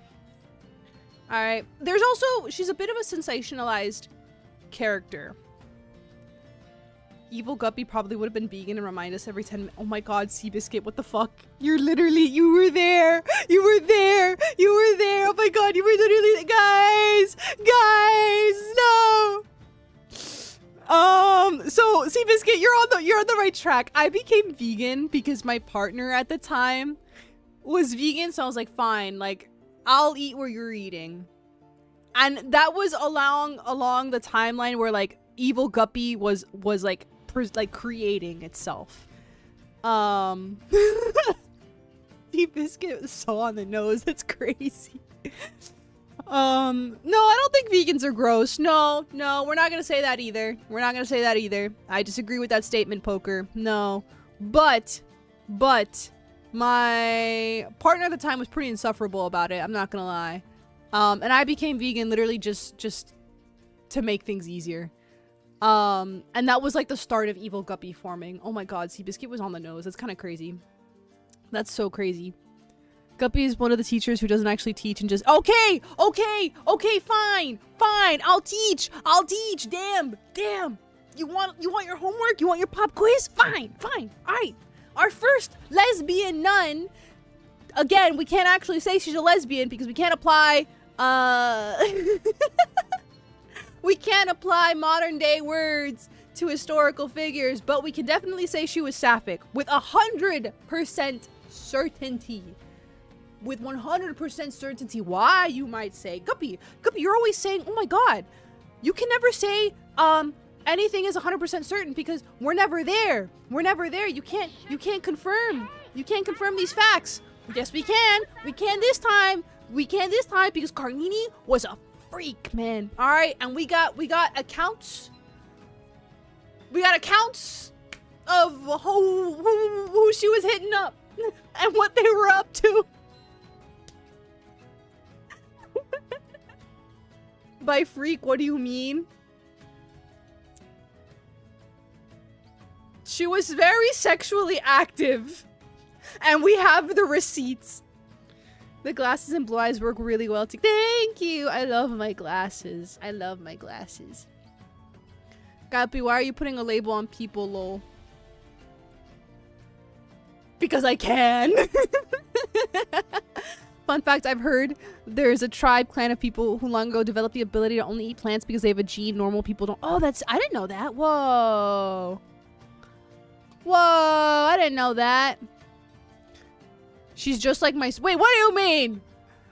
I would never lie. To the extent Miss Ma'am did. She was a grade A, triple S, top tier liar. Okay. Top tier liar. She had the Catholic Church on the palm of her hand for a moment. Some people can digest cellulose lignin then? Oh. So was for the wait, what? Cobblestones? I don't know what that means. What are we talking? Guys, behave. You want the extended edition? I'll think about it. Super freak, she's super freaky. You want the extended edition? Fine, I'll make a Patreon just for this. But no, don't be weird. All right, let me get my notes. Where are my notes? I lost them. Oh no. I lost my notes. Where did they go? Oh shit. Okay, there we go. So there are no surviving paintings of Benedetta Carlini. Sapphic just means you love women as you love yourself. Nothing about what kind of or presentation. Exactly. We're so normal. So technically speaking, we can't actually call Carlini a lesbian. Let's like make that very. We can't actually like with 100% certainty say she was a lesbian, but she was most certainly sapphic. With 100% certainty, there are many recounts on the Catholic Church writing down what went down at night. A lot. She was imprisoned for that and more. So there are no surviving paintings of Carlini, so I'm very sorry, guys. I can't just give you a visual. Phrasing. What do you mean? What did I say? I didn't say anything weird this time. Did I say something weird? Wait, did I say something weird? Now I'm questioning myself now. Wait, what did I say? She really was yes! Yes, literally, her father paid a dowry. So, she was born in 59 in Velano, Italy. It's a tiny, tiny, tiny little town in Italy. Painting of the most awesome nun I've heard. Actually, I would argue the next nun is cooler. But actually, they're both pretty goated. But for like various reasons. I don't know. I believe in women's wrongs. But I love what our next person did. Like, she was that gal. She was that gal. But I do like Carlini a lot. I really appreciate Carlini. She had one goal in mind, and I can respect that. If only I could be half as cool as Carlini. No images, but your fantastic visual words, maybe? Oh, hell yeah. You got it. But she was born in 1591 in a small town called Velano in Italy during the Counter-Reformation. Guppy, what is the Counter-Reformation? Oh my god, I'm so glad you asked. Poker. The Counter-Reformation was triggered by the Protestant Reformation, and it was the church's, response to either evolve or simply perish after the Protestant Reformation. And what it was a series of years where they had intensive self-examination to see if how far or how great the what is the word? The briberies and the illicit activities that the church was being condemned for, how true were they and how often were they happening? Yes, it's literally called the Counter-Reformation. Very bad times for women, TM. Yes, like honestly, if she was born like literally, I don't know, like 50 years earlier or 100 years later, no one would have questioned her. She would have been a saint. Like, I put money on this. Like, if it were not for the fact that the Counter-Reformation was happening at this time, and granted, the church does research very heavily on these miracles. Like, they're not just gonna accept that a miracle is happening. But if this happened like 50 years early, at least, let's go back a little bit. If she was born 50 years earlier, they would have made her a saint. They would not have researched and investigated her to the degree that they did during this time. And honestly, they probably would have done it a little bit later, but not to the degree that they were doing it then. Really, it was that bad. The indulgences that Seabiscuit is referencing are like people paying their way for their sins. Like, basically, the more money you had, the more you could just buy away your sins. Like, oh, you committed these crimes? Here, I committed these crimes? No, here's $1,000. I am now free of no sin. You are blessed, in fact. And you could literally, like, quote unquote, buy your way to heaven. Like, that was a huge thing. That's what the indulgences were. And that's why the 95 Thesis came to be by Martin Luther, because he was seeing that everywhere. And he was part of the Catholic Church. He didn't intend to create a chasm that resulted. It was just that bad. I poked a badger with a spoon. That is the original sin. Yes, I've never heard of it anyway. I need water. But yes, that is the Counter-Reformation. It lasted like between 100 and 150 years or so. Oops, I skipped ahead. Whoops, hold on. Where's my notes? As she was 9 years old, handed over to the Sisters of the Immaculate Conception, which was a smaller convent in... Hold on. I had the name written down. Brescia, Italy, which became later on a really nice and up-and-coming town because it was along the Silk Road, because two merchants brought in two silkworms, and then the town became very filthy rich. But that's neither here or there, and it's not relevant. But she was handed over to the Sisters of Immaculate Conception because her father promised her to God if she and her mother survived childbirth. And that was oftentimes how a lot of people ended up in priesthood, in convents, nuns, things like that. That would often be the case until later on during the Council of Trent, like several decades later, they would change that, and women should enter convents of their own volition, not coercion or predetermination. But again, that was several decades later. This was decided for her. The Sisters of Immaculate Conception of the Virgin Mary were also known as Theatines. The order was founded by 1583 by Venerable Ursula Benincasa. And she was the abbess, I hope I'm saying that right, of the convent. Thank you, my pea-brain. Which means she was the one in charge, and that word plays an important role because that'll come back to Miss Carnini later on. Oh, so money, yes. Oh, the two silk, yeah, that's this town. That won't be on the pop quiz, but yeah, I thought it was something cool to bring up.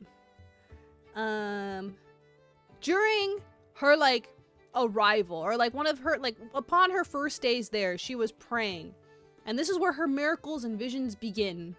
The statue of the Immaculate Mary falls on her during prayer.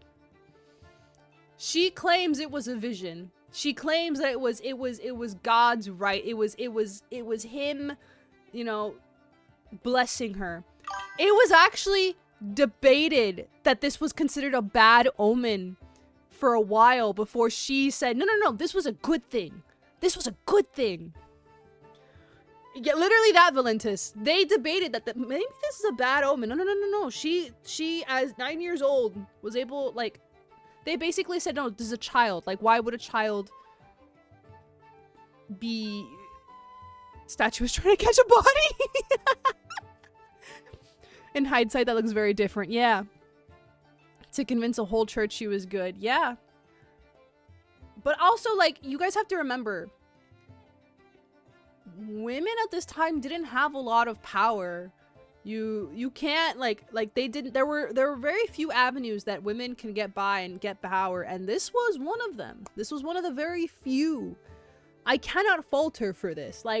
Reading about everything, I actually did get mad at all of the very judgmental word choices of the researchers, because you have to remember there were very few avenues for women to garner power, and there's a 100-year difference between Carlini and our next nun, and even then that 100-year difference makes a huge amount. But yeah, that was the foreshadowing. That's when her visions began. It's either that or what year bring bad omens, and that won't end well. So this is Mother Ursula. I wanted to include... Oh my god, the photo... Why is it so grainy? What the hell? Anyways, that's fine. The reason I bring her up is because I wanted to talk about the abbess, the female superior in a community of nuns in an abbey or convent. She had miracles. She herself experienced miracles that later on canonized her to be a saint. And usually these miracles kind of thrust someone into power because they're closer to God. Her miracles, I believe, included visions as well. No, they were, yes. She had a vision of the Virgin Mary and of Saint Catherine of Siena. So that was hers. William, boo! Fun fact, there's a period in history circa 904 to 964 of the papacy called pornocracy. It was so dark, some historians said it was a time when God left. Oh my god, I haven't looked into that one, I'm not gonna lie. They only had an iPhone 5. It was a very long time ago. Okay, I have an iPhone 5, Soup. What are you trying to tell me? What are you trying to tell me, Soup? Is there something you're trying to say? But yes, this Mother Ursula, Abbess Ursula, had visions. She had a miracle. She saw the Virgin Mary and Saint Catherine. It helped garner her a seat at the table. So like today, okay, dang, you're like living in the dark ages. All right, anyways, moving on. Actually, I think I might have done this out of order.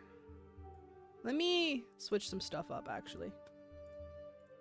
There we go. Okay, let me start with the miracles, and then I'll get into her Kia, her girlfriend, Kia. So here's some of the miracles that she was later found to be fraudulent of after investigators debunked them. Some of which were stigmata. Stigmata are like the holes of the hands and feet of, you know, where like Jesus was nailed on the crucifix on his hands and feet.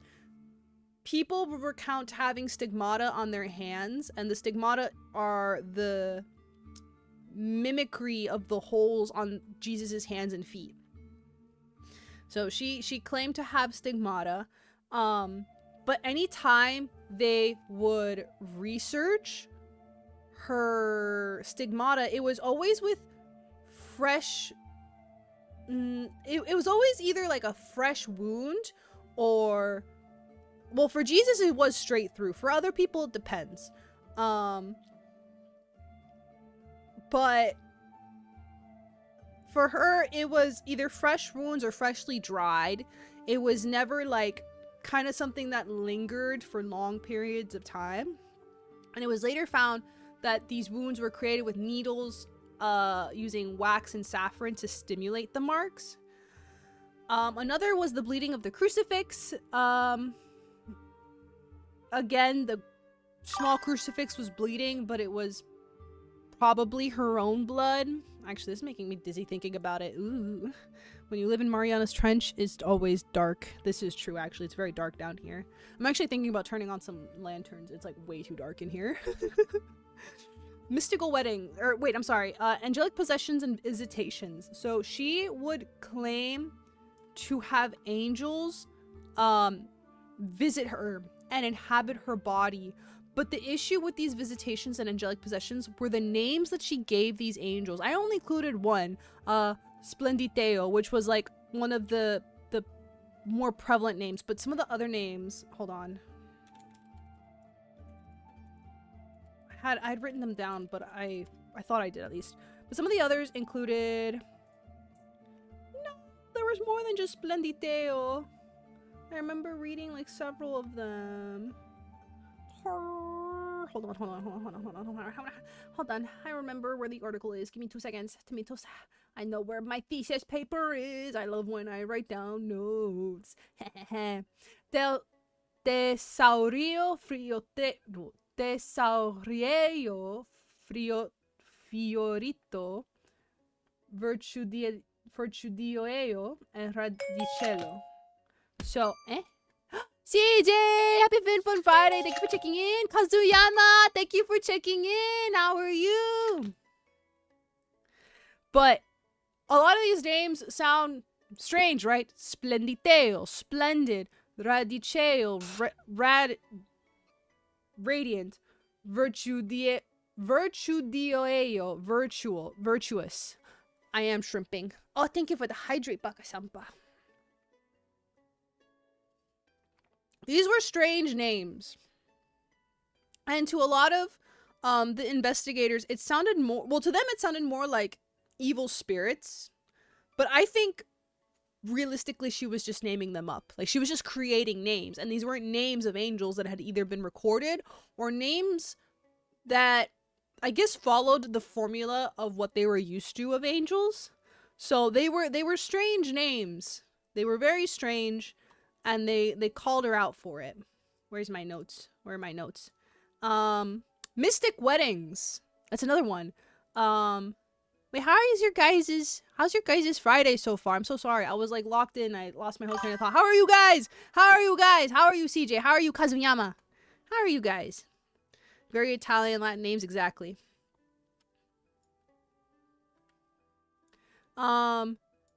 These visitations also created weddings.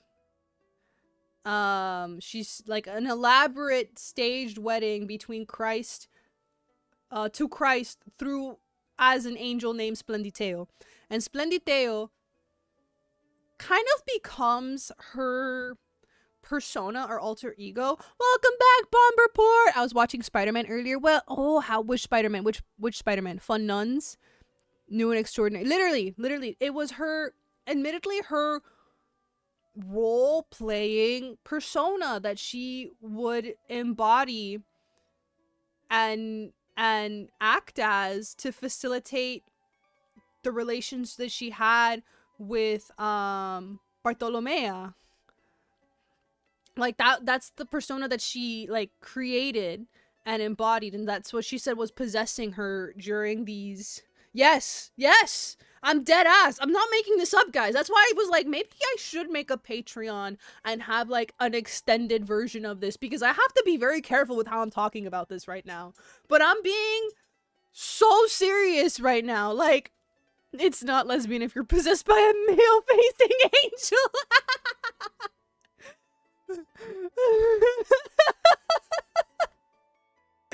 Bomb report. I was talking about one of my dear friends gave me the idea, because I do dilute and water down my history presentations a lot, and this one was like I was tweaking out about Carlini. I was like, I don't know how I'm gonna talk about this, and they were like, honestly, like, what if you just made a Patreon and allowed yourself to be like fully transparent and uncensored on Patreon and talk about this unfiltered without worries of like terms of service. And I was like, well, you're kind of cooking, so maybe I'll do that, and it'll be far more organized because I'll record it and make it succinct. This is the Nano equivalent of OMG. No, sorry, it wasn't me in chat. It was my. That's literally what she was doing. That's literally what she was doing, though. She was literally like, no, I didn't sleep with you. That was Splendideo. I don't remember you. I can't make these jokes. Oh my god, I can't make literally half of the jokes that are coming into my head because you guys don't understand.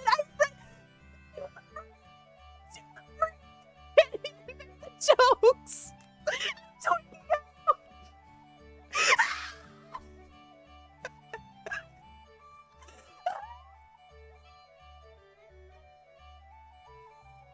literally holding myself back. I am holding myself back for your sakes. Are you winning, Guppy? No, I'm not. I'm holding hands. How are you? Happy Fin Fun Friday. Can I make one? Hear me out, s'more topping brownie with Oreo. Oh my god, that sounds so good. That sounds so freaking good. Also, happy Fin Fun Friday. Thank you for the first time chat. That sounds so good. I need that right now, Quachi. Well, fuck, how are you losing when there's no game? I'm losing my sanity. I'm losing the will to say so right now. I am losing a lot. Is it Shigo or Shigo? Shigo. The first one. I would not be able to hold myself back. No, I'm being so strong. I must be strong for all of you. You're all so delicate and sweet. I must take care of you all. The world is so scary. I can't present that to any of you. But I'm tweaking out because she's a freak and I can't even make the jokes that I have in my head. Okay. I can word this in an academic setting. How would an academic word this? Give me a moment. Give me a moment. Give me a moment. I'm putting on my professor headband. I'm putting on my professor hat. It's coming to me. These visitations. These visitations of her embodying the angel named Splenditeo were actually, how would my professor say this?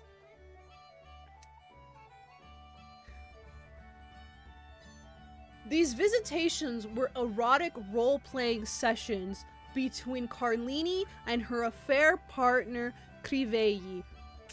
I cooked. Yes. Thank you, Mr. I can't say your name because I'm not gonna dox you, but I got it. Thank you, good sir. Thank you, professor, for coming to me. Ooh, she was a freak, guys. Like, Mr. Dox you. And my first girlfriend turned into the moon. Freak in the sheets. No, but she actually was. Like, they literally, they have, this is recorded. Like, all of the Splendideo time. See, thank you so much for joining the cruise, Sailor. You are now part of the Sea Siren Shanty.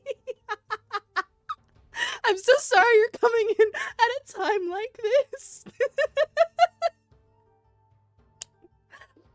But like, they were interrogated, guys. Her and her affair partner, they were interrogated by the church. Like, they got everything. They were upfront with what they were doing 3 times a week. And yes, they recorded it to be 3 times a week because that's how they knew. They were being so thorough in their investigation. So she was born freaky, or did something happen to her? I think I genuinely could not answer that question because I do not know. But honestly, I applaud her for her creativity. If nothing else, I applaud her for her girl boss, gatekeep, gaslight behavior and how creative she was.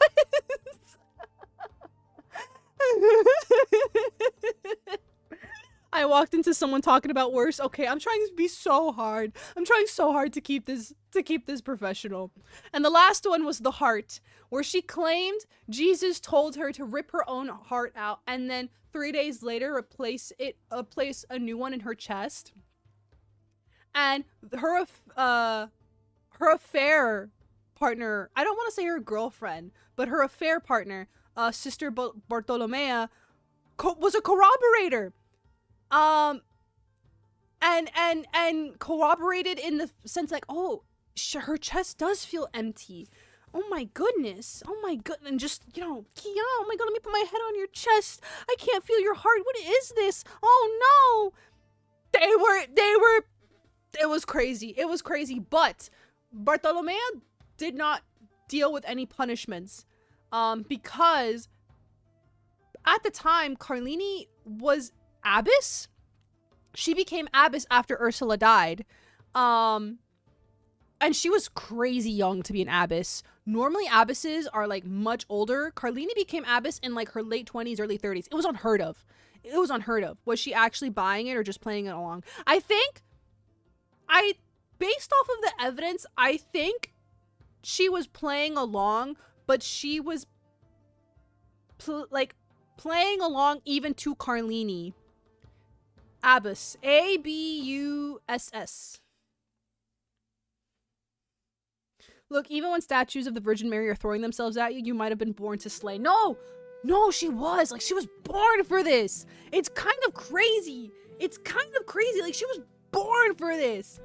Oh my god. Like, I have to, like, she would have a, like, plus 6 in charisma stats throughout. Like, Miss Ma'am was getting it. There's a reason this person has, like, she has been so sensationalized, and there's been movies about her, but these movies again are like dramatized and made bigger than what they were. But like, we're gonna, like, oh my god, I'm like, I can't even talk about half of it. I can't even talk about a fourth of it because there were freaks! They were freaks! Anyways, moving on. How do we know that she was with other women? The other woman told us! Outright! Can we feel the Riz through the page? No direct writing from her, but we got direct writing from her girlfriend, Sister Bartolomea. She was all a part of it. She was all a part of it, but she didn't get the punishment because Bartolomea entered the convent as a refuge from an abusive family and was assigned over to watch Carlini, who was being plagued by the visions. She was, by all accounts, like, she was technically taking care of her supervisor. Like, if you're gonna put this in modern day setting, like modern day roles, CEO, your name, intern. Like, that's what they were.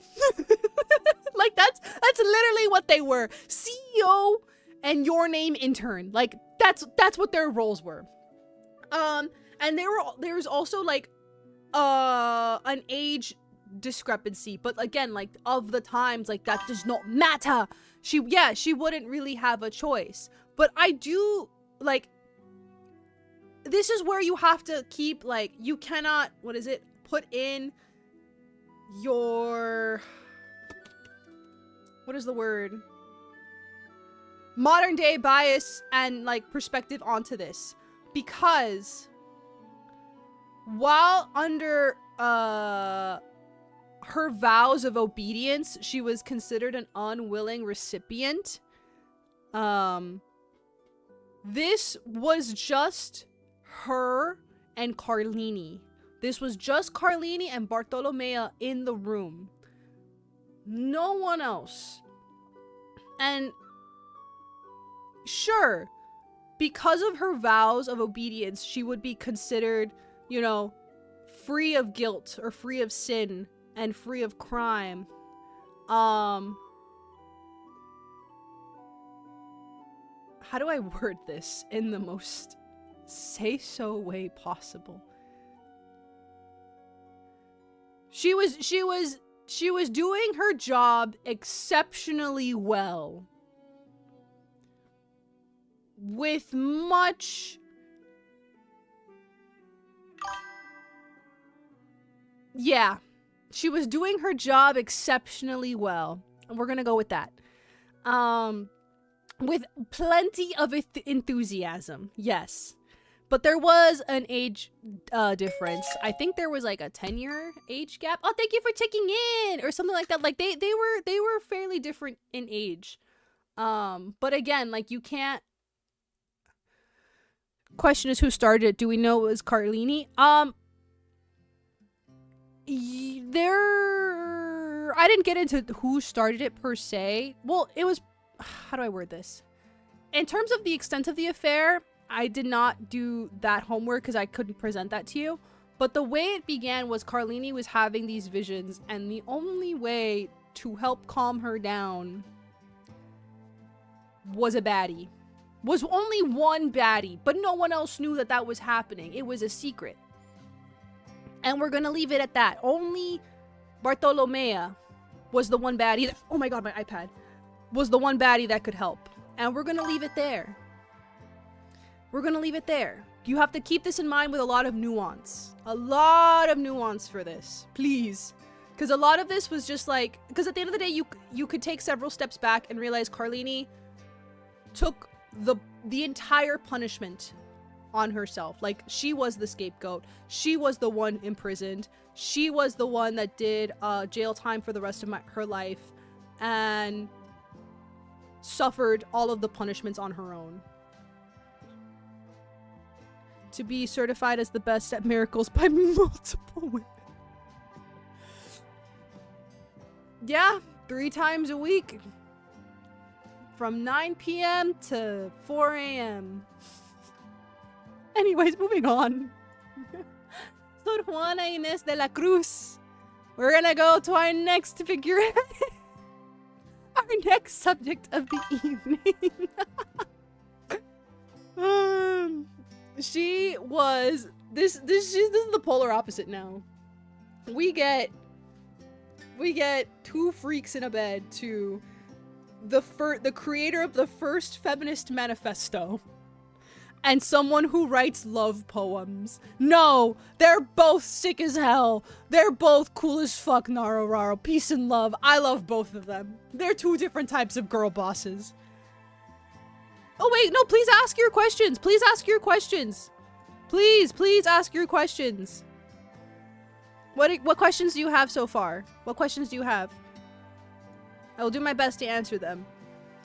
It feels short because honestly a lot of this I couldn't include. Like, that's genuinely it. Like, I'm really thinking about that Patreon idea. When did she get arrested or how? Oh, okay. So Carlini, hold on, I wrote this down. Let me get my docs. She was arrested.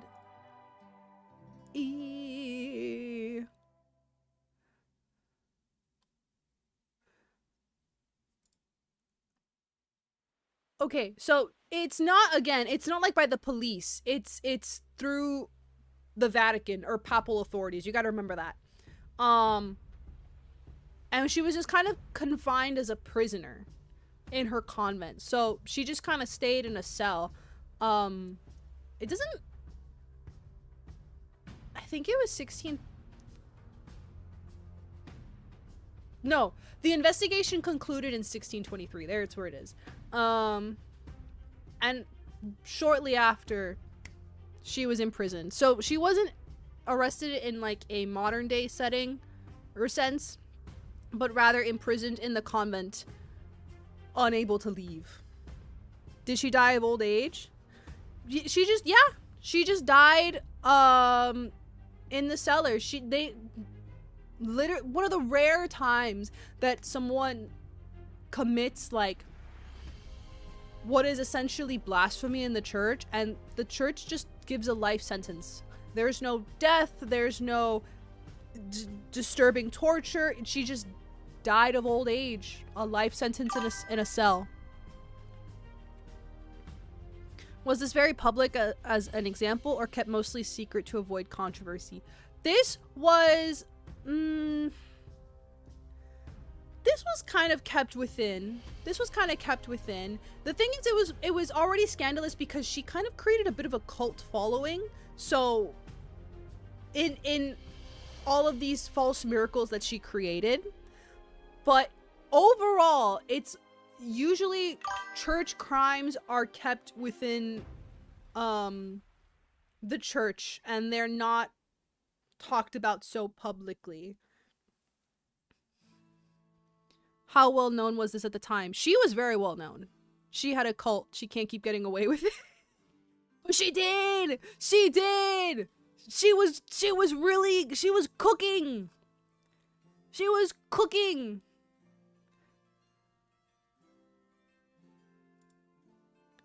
Still kind of sad end to one of my new... this is, again, all both of these nuns have a sad end.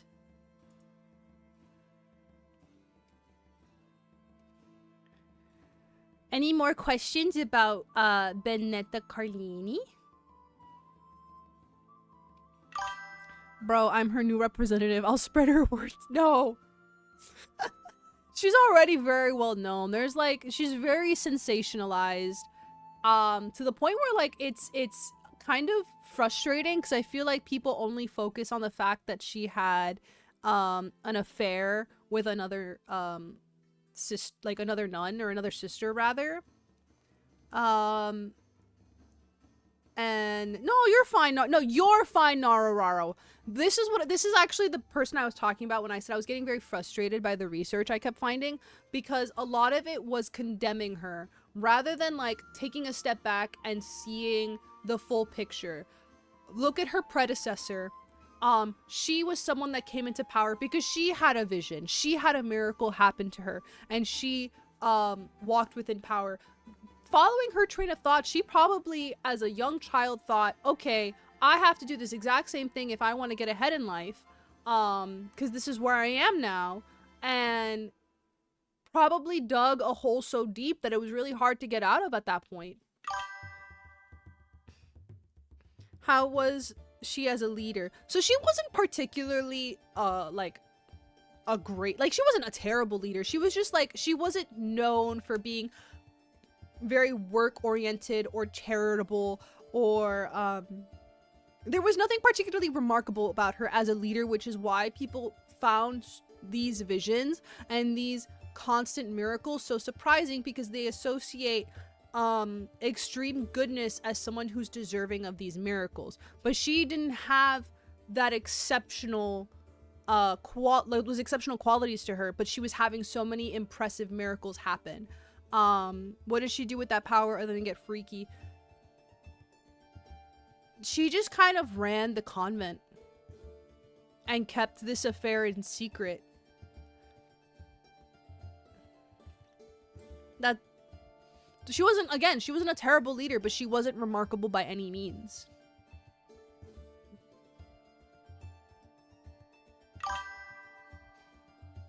Best use of her saintly power. Well, she wasn't canonized as a saint. She ended up, like, she was not canonized at all.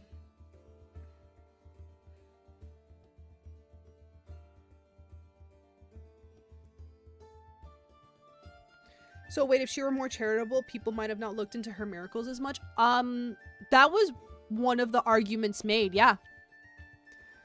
One of the arguments was that she wasn't someone who was particularly charitable or had these high qualities of what is known of an abbess.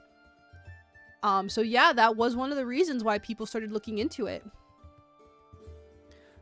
What would she have been the saint of if canonized? Sebian Lex.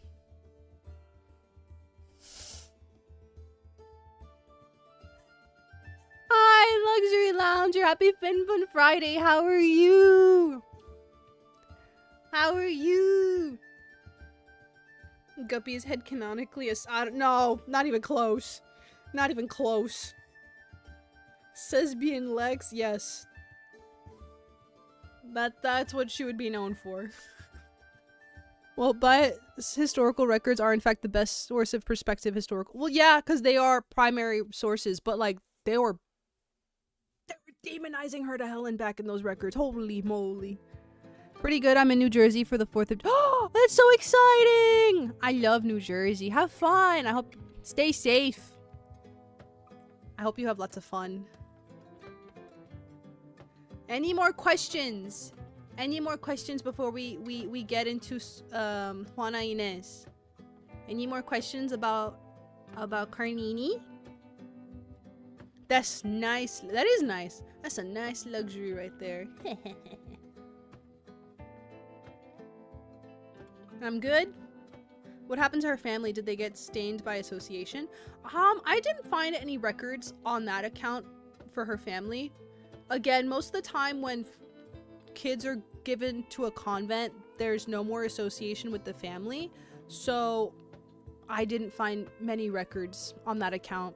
And I doubt she kept in touch. Like, those ties are usually severed.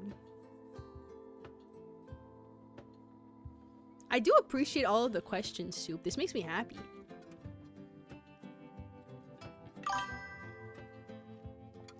To them, she was a demon. She was, to them, they considered her being possessed by a demon.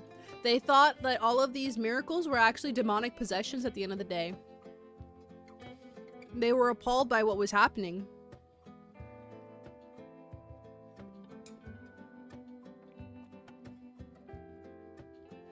God, I love demonic possession.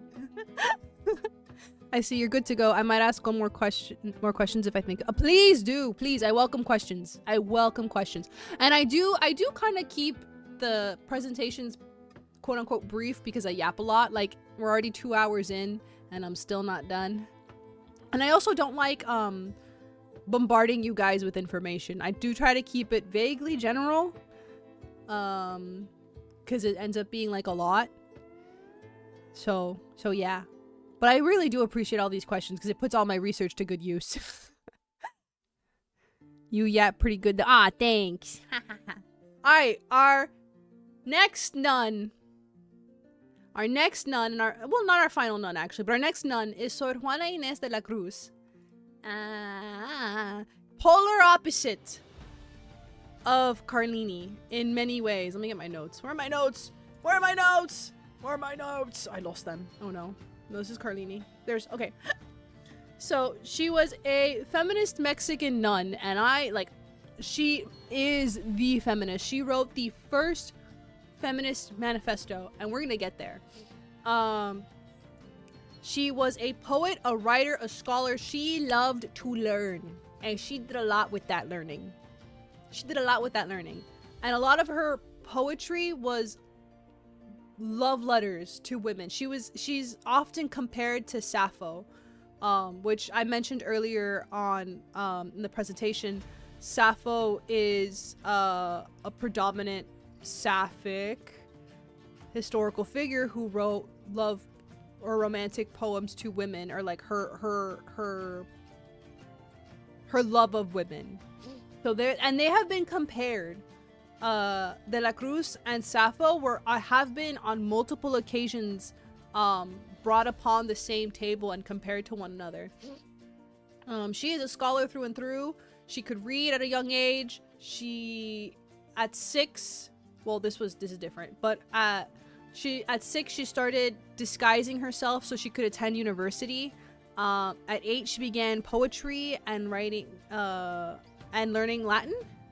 Is this the woman who said Aristotle would have written more if he had done any cooking? If she did, I don't know that one. I'm gonna hop off. Good night, Luxury! Thank you so much for hanging out with us. Get lots of rest. Oyasumi. But there's a lot more about Sor Juana because she has a lot more literal publications to go off of that we have more research on. And she's relatively newer because she is like 70 years newer, more recent. She's entirely self-taught, and she's considered a child prodigy by 16. And she went to stay with her family in Mexico City to continue her studies in Greek and Nahuatl, which is an Aztec language. She was born in San Miguel. And then, yeah. Wait, I'm out of order. Silence! Windows. She's 70. No, she's not 70. She was in fairly noble circles, as we can see. She has a lot of access. She has a lot of access to information, a lot of access to knowledge. Very different from Carlini, who was born of a poor family and given to a convent. She made the active choice to join a sisterhood to avoid marriage because she wanted to continue her studies. So these two individuals already had very different starting points in life, and I want to make that very clear. Two very different starting points in life.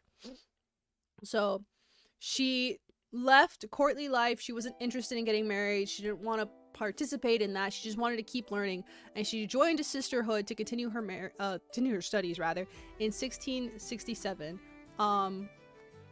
And that sisterhood was, hold on. It was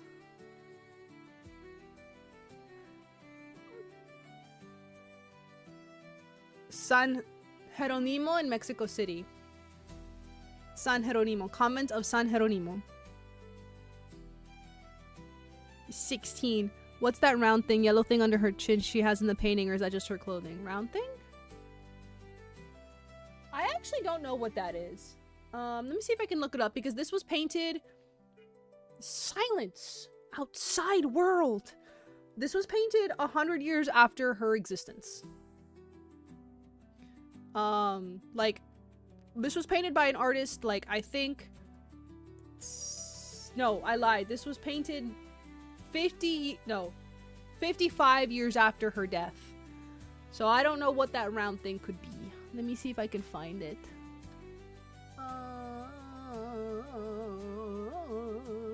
It could be part of her uniform. What is it? Let me see. What is it? And she's got it in a lot of paintings too. I'll have to get back to you on that one, Soup. I don't know that one. But that is a good question. That is a good question. If I don't find it today, I will find it on a later date. It is not confirmed. I lied? Why did I lie? Oh yeah, I lied. Haha. Yeah, no, I don't like giving false information. I will quickly, as I'm perusing through notes, like try and give it as accurate as possible as quickly as I can. I want to give this as accurate as I can. That is number one here. Like giving accurate information is most important here. But yes, this was 55 years after her death. So I could not tell you, and I don't know the round thing, but I'm going to guess it's part of her uniform, and I will do more homework on what it is afterwards and get back to you, because I don't know, genuinely. Where's my notes? Here they are.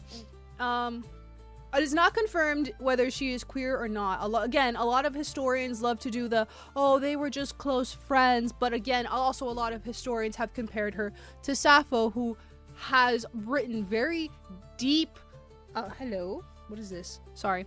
Very deeply intimate poems about women, which she has also done. And she got in trouble for her poems too.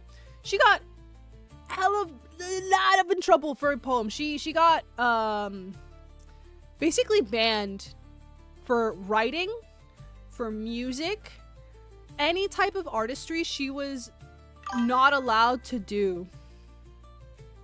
Oh my god, typo writing. No.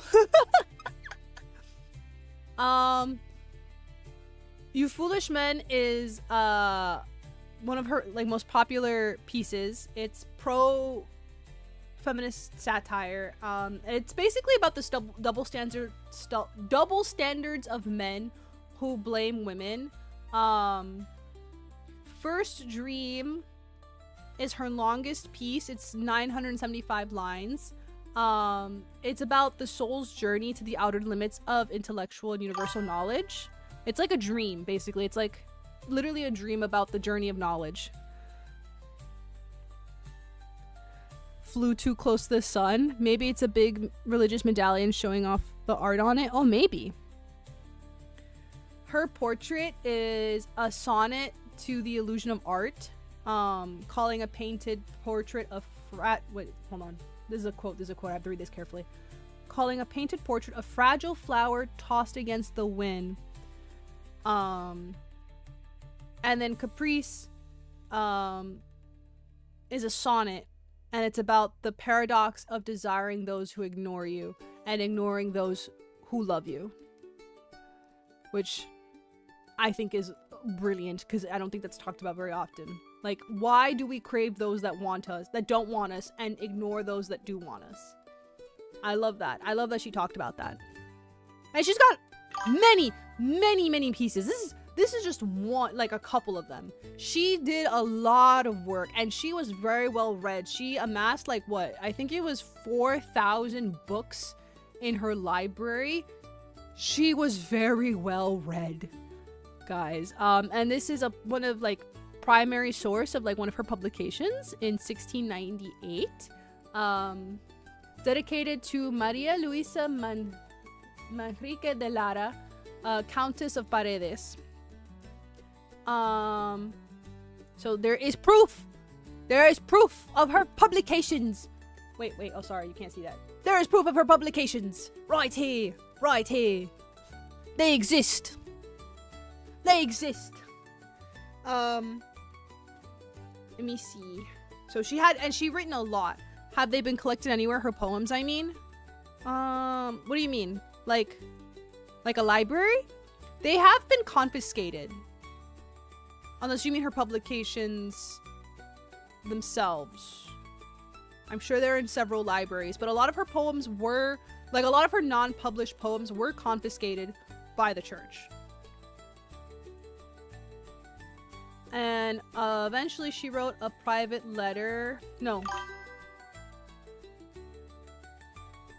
She was depresso espresso and a hopeless romantic. Yeah, she was very romantic at heart. This is what they're very different, and they still meet similar ends. It's jarring. But she was very romantic at heart. It's so sweet. Um,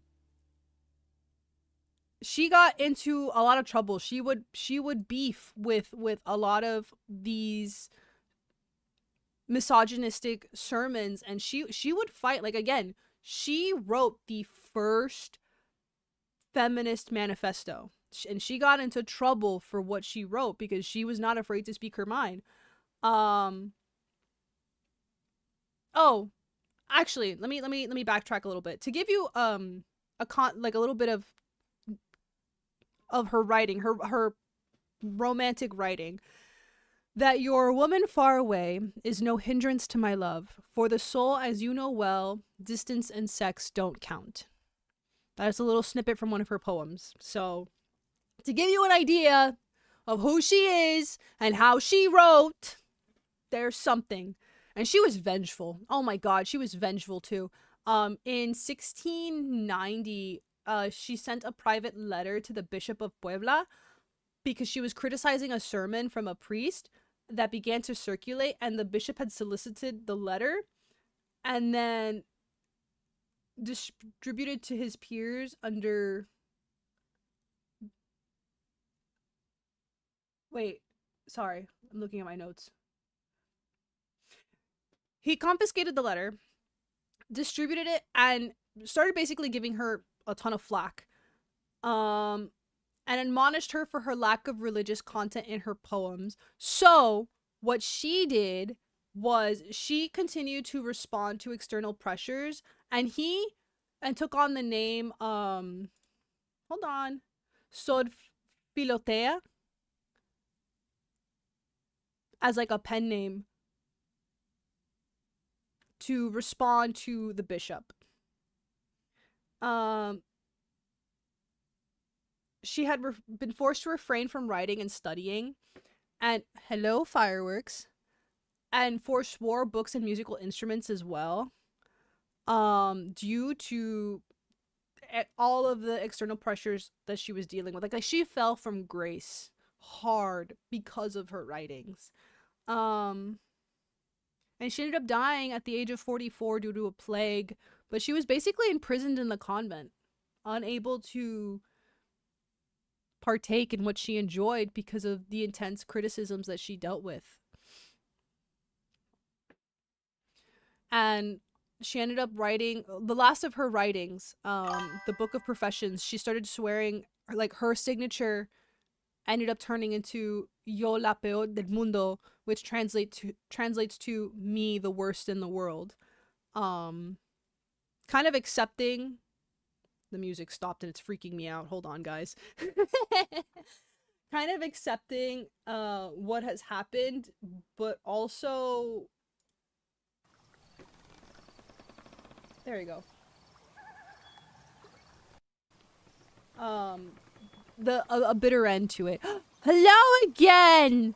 Happy Fin Fun Friday. Banning a writer from writing worse than death. A lot, yeah. Yes, it is. It's heartbreaking. Any questions so far?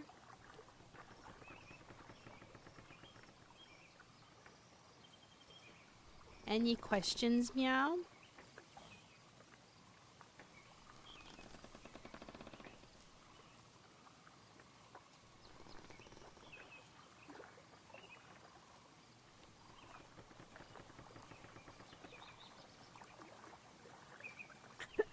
Was her hearth ever corresponded? What do you mean, not wrong? Did she have any major supporters? Not really. What was her feminist manifesto about? Oh my god. Sorry.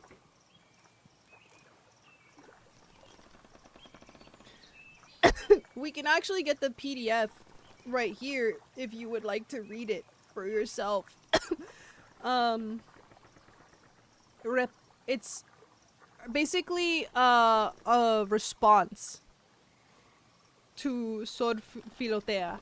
So it's basically about women's right to education and intellectual independence. And let me get you the PDF now. If you... Silence! Silence! Silence! What is this? If you would like to read it on your own time. Was there any reports of late night visits of other nuns? Not that I found. No. But then I'm sure they exist. Maybe. I'm not sure. Did she find love? I would say... If you mean with another person, I did not find anything talking about it. But I do think she found love in writing.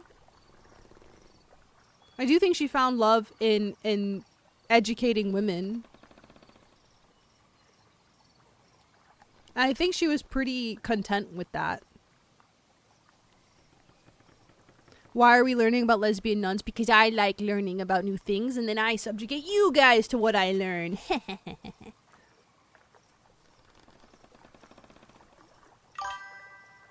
Of course.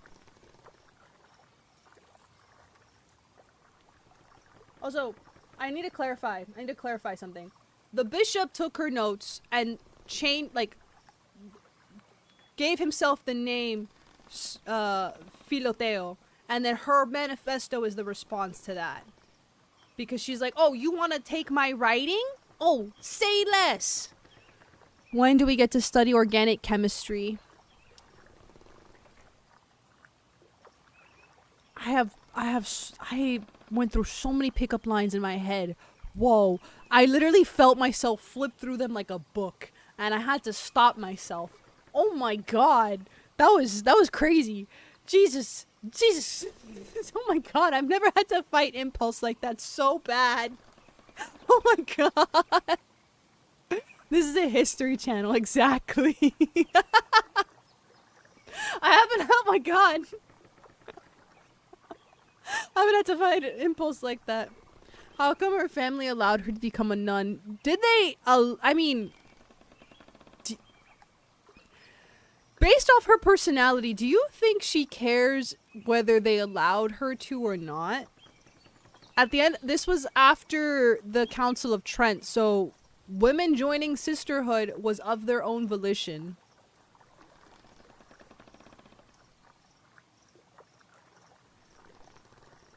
I don't think she would have cared if her family allowed her to or not. She seemed like someone who had her own motivations and goals. Tonight at my place. Oh my god. No, that's not what I said. I had something smoother. But I'm not gonna do that. I'm not gonna subjugate you guys to my nonsense. My sweet little sea angel sailors. You guys gotta behave. Delicate. The world is a scary place. Any other questions? Actually, I don't like this music. I'm gonna change it. While you guys give me your questions, I'm gonna change the music. It's not giving music. It's giving ASMR, and I don't want that right now.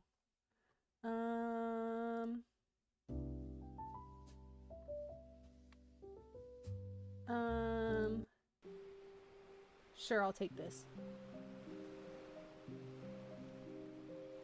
Actually, no, I'll take this. Load! Yes, I like this. This is good.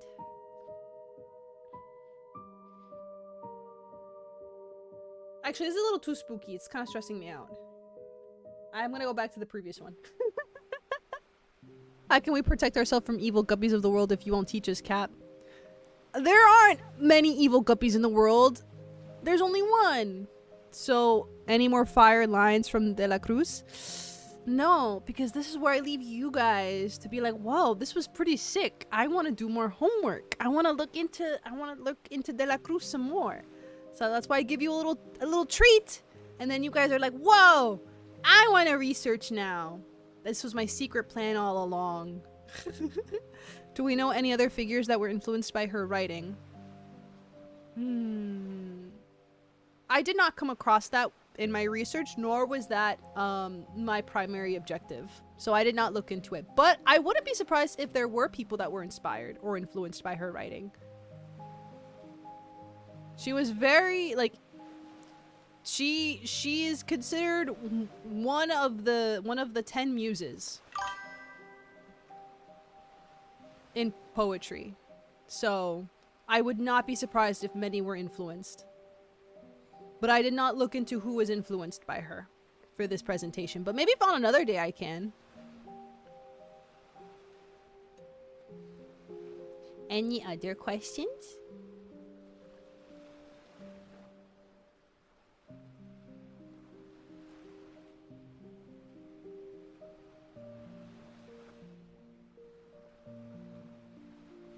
Meow, meow, meow.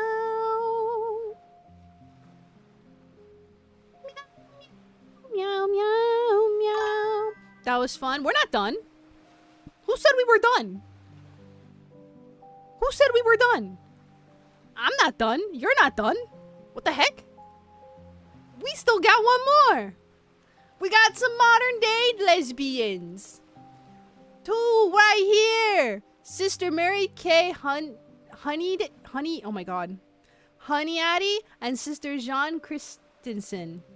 Alright, these are two confirmed lesbian sisters. Like sisters like nuns, but they're not actually nuns because they're not in a convent. Okay? I like to provide modern day settings at the end so that way you guys know that this is universal and this isn't like a one-off like, whoa, there's only one or two people in history. False. False. They exist. They exist today. I pulled them from an article written in 2021. So this is new. No, they're not related. They're not related. They're not really like sisters in Catholicism, not sisters like in relation to each other. Any favorite poetry today? I have not read any favorite poetry today. But these two talk about their experiences as being lesbians in the Catholic Church. How we know we can never know for sure. What do you mean? We're looking at more examples right now. Sister Mary Kay is part of Sacred Heart of Jesus, and she's very frustrated with the church's current position on homosexuality, because she is part of the LGBT community, and she acknowledges that she's considered quote-unquote one of the good lesbians because she's celibate. She doesn't partake in her, you know, quote-unquote lesbian tendencies or lesbian acts, and she finds it to be confusing that like it's contradicting of her faith. So I find her experience rather refreshing. Kazoo! Happy Fun Friday! I love you guys too. What's their current position for the uninformed? What do you mean their current position? One of the good like she's self-aware. Like she's aware of like what is happening in the church. She knows that that's what they think.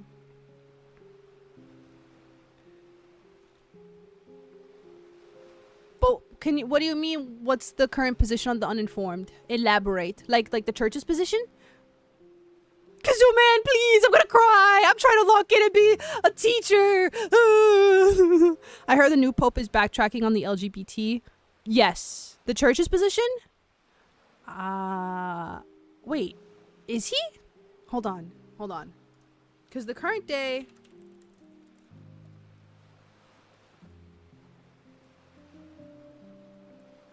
Because I know the previous pope was just like, let them be.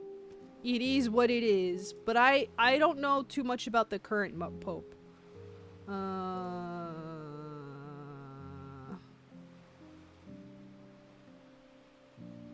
Like, I remember... Yeah. Like, he's whatever about it, and the previous pope was even more chill about it. That's how I remember it. What part does she find conflict with?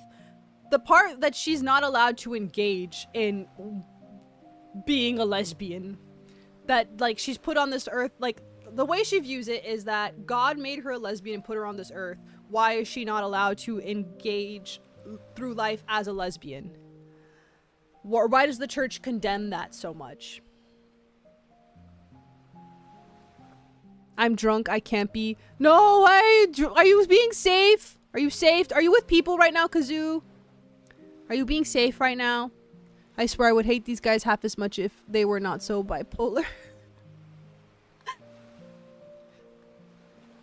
Where are my notes? And like she's acknowledging that like because she's celibate, the church is okay with her existence. Like, oh, like you can have these thoughts, these fantasies, but just don't act on them. Like that's basically where it's at right now currently. Kazuman, please! Please! Not to distract, compare the previous pope to welcoming to the LGBTQ people in the church, but has stated he does not see religious teachings turning around on it, and instead says the church should focus on justice. Yeah, that sounds accurate to what I remember. So he's mostly vocalized on Palestinian Congo genocides. Yes! Which I think those are exceptionally important things to talk about. Horror. I don't get it. Isn't celibacy a general whole church service thing? What do you mean? Like everyone who's like a nun, a priest, anyone of the sort. Oh, thank you for the bitty bites. Thank you for the bitty bites, Will. What? What? What did you do? What did you time me? What did you time? What did you time? Oh!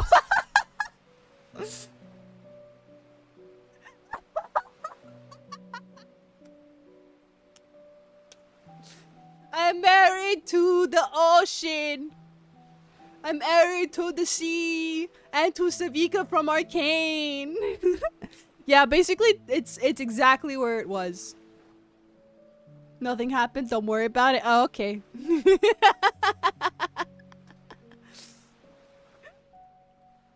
And there's a lot of fascinating books about lesbian nuns. Like this is not a new concept. And I didn't get to read this one. This is something I'm going to be adding to my reading list. But Kicking the Habit is an autobiography by Jean Cordova, who is a nun. Oh, whoops. And I haven't read it, so I can't recommend it. I can't say how good it is. But again, like this just goes to show that there's a lot of different primary sources of lesbian nuns. Like this is not an uncommon thing. And I will be adding this to my reading list to learn more about this because I'm fascinated by autobiographies. If the ocean could speak, they would tell you all about it. I saw nothing. and yeah, that is the end. Did I do a good job? I tried my best. Are there any questions? I did my best, meow. I feel like anytime I give a presentation in class, I make so much more sense, and then I come on stream and every brain cell, every atom of knowledge is fried to burnt crisp, and I'm relying on the scraps that are left to make a cohesive sentence.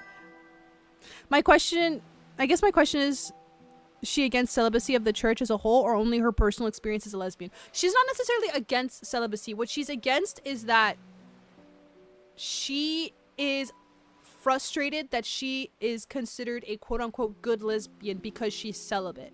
She's not against being celibate. She's against that the church does not condone people engaging in their sexuality outside of heterosexuality. Does that make sense? That very yay! Yay! Yay! Yay! Okay. We're gonna take a quick break. Is it this window? Yes. We're gonna take a quick break. And then we're gonna do the quiz. Oh, thank you for the hydrate. Does that sound good, guys? And a reminder for the quiz. A reminder of how it goes. Whoever gets the highest points gets a treat. Usually a drawing. Oh, thank you for the stretch. Thank you for the stretch. So whoever gets the highest points gets a treat. Usually it's like a full drawing. I've done drawings. I've done giving extra points back. If you're a streamer friend, I've done I've done games on stream. So it's a little treat for paying attention and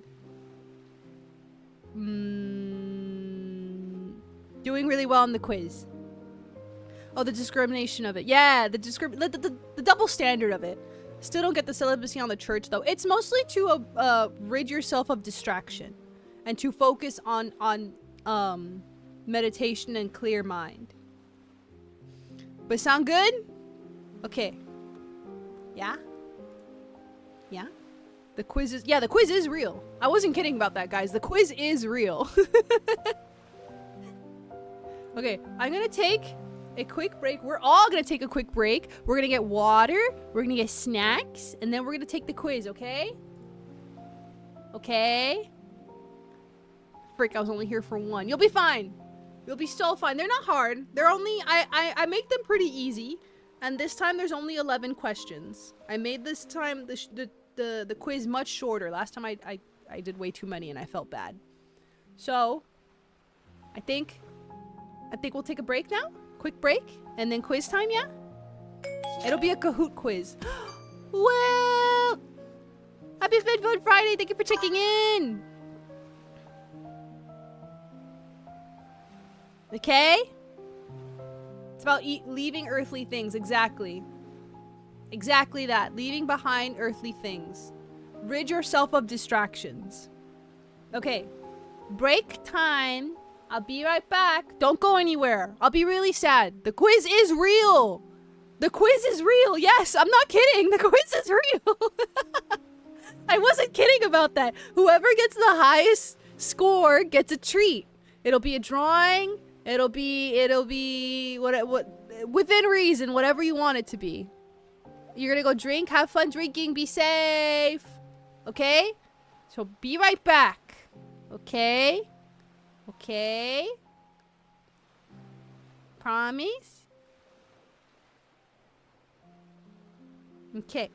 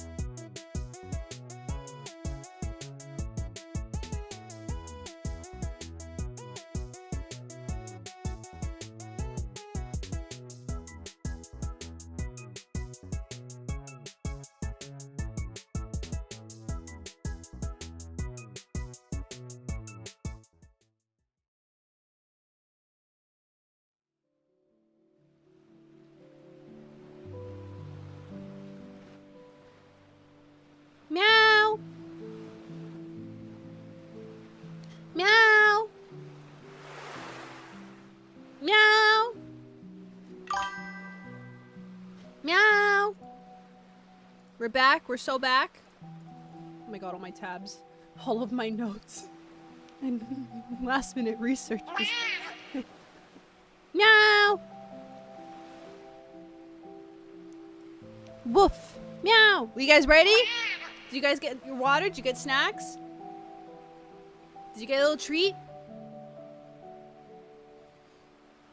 Boof.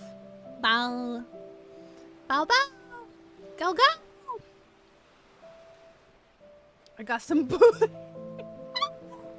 Tasty. Happy FinFun Friday. How are you? Anyone else having loading problems with stream? Not sure if it's just me. What do you mean? What happened? Oh no. Maybe, hold on. Maybe if there's lag for some people, I will extend the... Let me extend the time limit a little bit to a minute. Okay, that was a fast break. Oh, I feel bad. I don't like keeping you guys waiting long. But do you need a longer break? We can go back. I can leave. Salty and sour peanuts. Ooh, and some juice. I like juice. I love juice. But yeah, I got more water. I had to sleep, so I missed Lesbian. Oh, I'm sorry, Will. There's a VOD. There's gonna be a VOD, and they get uploaded to YouTube as well. So they're there forever, permanently. Favorite juice flavor? Oh, man.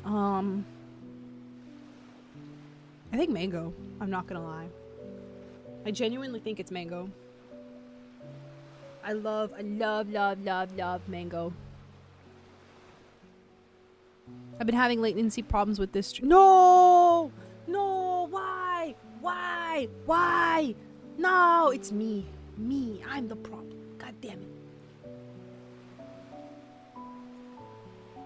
Let me open up Kahoot and actually...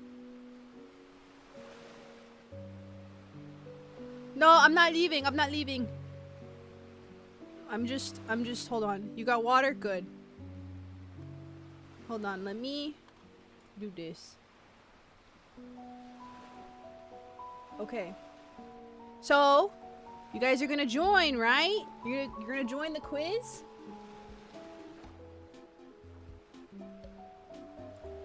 You're gonna join the quiz, right?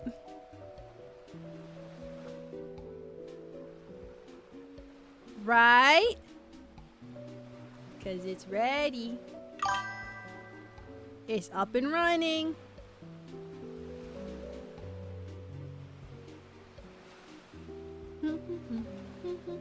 Actually, wait, let me triple check that I did this correctly.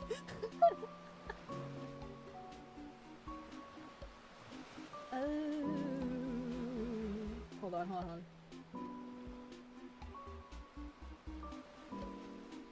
I'm triple checking. I'm gonna get them all right with no knowledge at all. I believe. Let me also turn off the YouTube music so you can appreciate the Kahoot music. But let me triple check that I did all the questions right and I didn't accidentally type one wrong.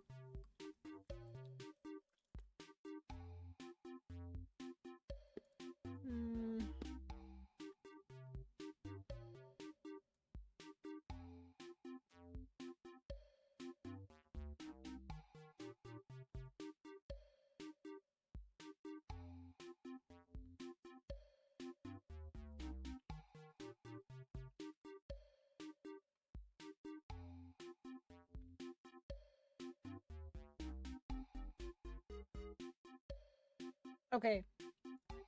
There was an error. But that's okay. I can fix that. I can fix that.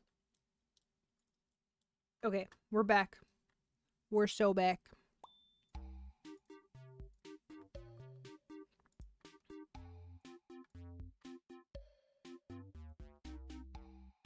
Wait, what? Why isn't it? There you go. Ah. We're so back. We're so back.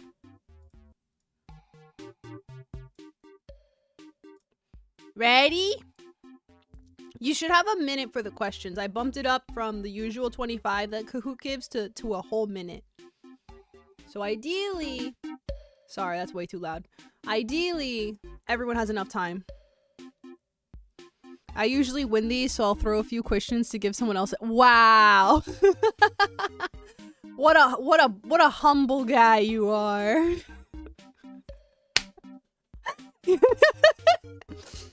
Not only are you a genius, you're also humble. Valentis, Soup, Wheels, Wilt, Bomber, Star, Badger. Anyone else joining? I'll also give you guys time to customize your model. I think we have space for 3 more.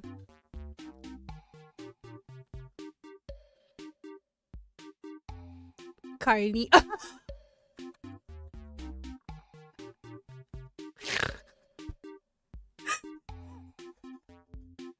What is Kahoot? Kahoot is it's, how do I word this? It's like a website where you can create flashcards and little baby quizzes to test yourself for classes. It's like a test, practice, or note-taking website. A lot of universities use it for fun for classes. I used it a lot in university, not gonna lie. Oh wait, are we capped out? Wait, 1, 2, 3, 4, 5, 6. Oh yeah, we are capped out. This is the max. Okay, this is everyone. All right, get your people. I gotta pay for Kahoot at some point so I can let more of you play and join. God damn it. You guys customized? You guys ready to go?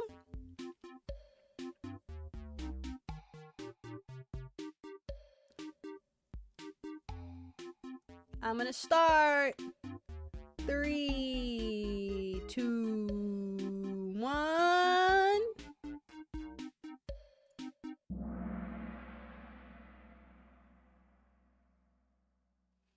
Oh. I was worried they were gonna flag the title. Who said that you're a woman far away is no hindrance to my love? I made this so easy, guys. It's not even funny.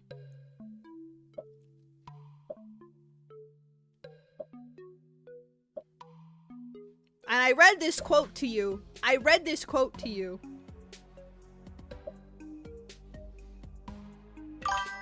You're so kind, Guppy. I made this so easy for you guys.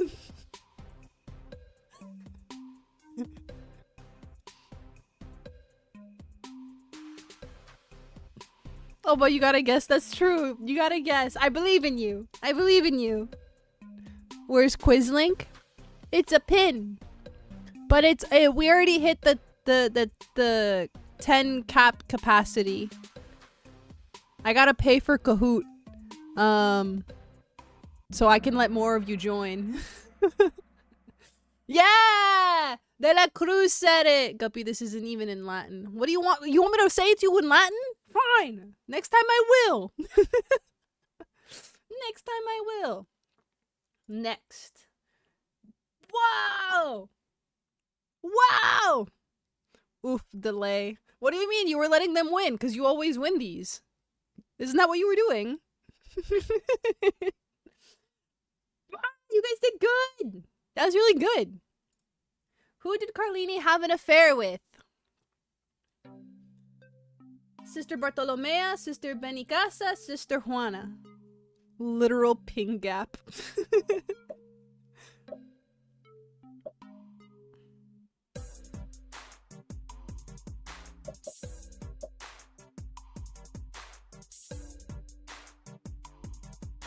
What do you mean, bruh?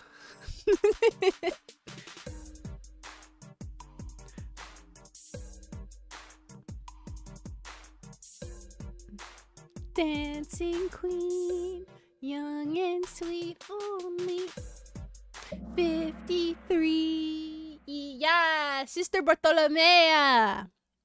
Sister Benicasa was the abbess, and Sister Juana was Sister Juana Inés de la Cruz. You guys mostly got it. Yeah. Whoa! Carlini. I would hope Carlini recognizes her own girlfriend. Next one. Benedetta Carlini was given sainthood. True or false?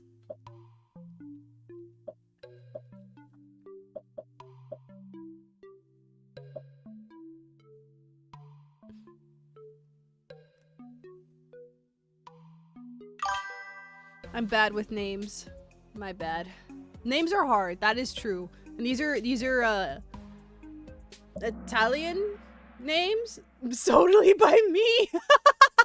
False. She was not given sainthood. You guys got it right. Good job. Wow, Valentis with 3 streaks. Let's go. Sor Juana Inés de la Cruz wrote the first feminist manifesto. True or false?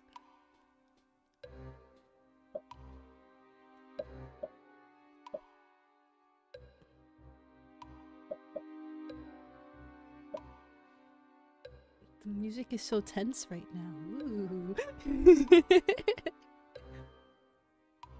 Trick question?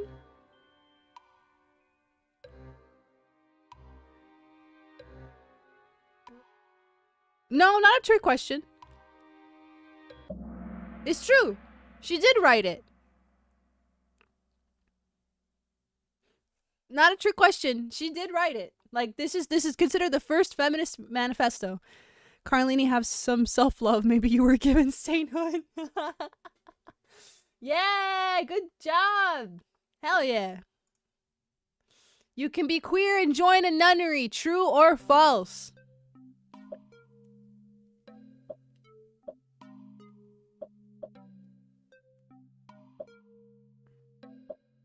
Oh, my bad.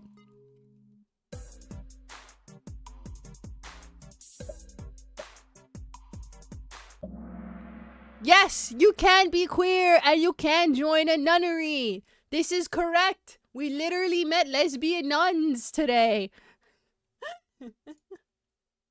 Yeah, let's go. Oh my god, you guys are like neck and neck right now. This is crazy. This is crazy. Good job, guys. You're doing good. You're doing great. The comment considered the statue falling on Carlini a good omen. True or false?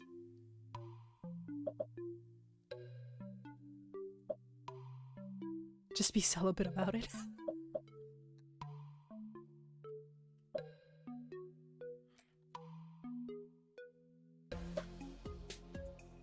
The convent considered the statue falling on Carlini a good omen. False. They considered it a bad omen, but she switched it to being a good omen with her miracles and visions. Bro can't compete with my internet. Oh, my bad, guys. I thought this one was pretty clear. My bad. My bad, guys. I didn't mean to juke you out like this. I'm hearing fireworks. Fireworks! Whoa! Whoa, wheels! Wheels went to the top. There's a... Whoa! I feel so bad. I really stumped you guys with this one. Good job, Wheels. Holy moly. A sister and a nun are identical in all ways. True or false?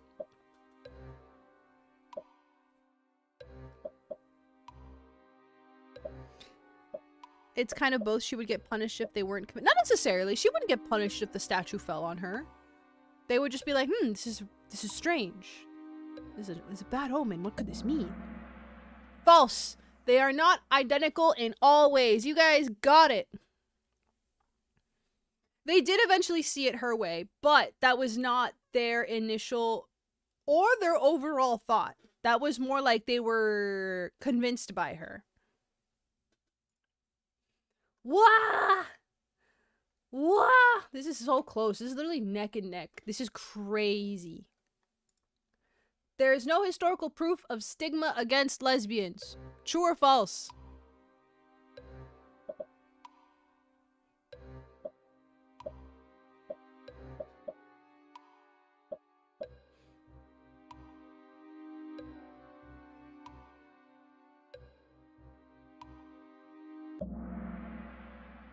False. There is plenty historical proof of stigma against lesbians. The wording might get me. Oh, wait, this was hard. Damn. I'll finish these and I'm like, I made the easiest quiz in the world. I basically handed it to them. And then every time you guys tell me I gave you hard questions and I'm like, maybe I'm not that good at wording things. Maybe I'm not that good. It would be funny if you swap the true and false. That would be evil. Yeah, I don't know any proof. I would just hope there was.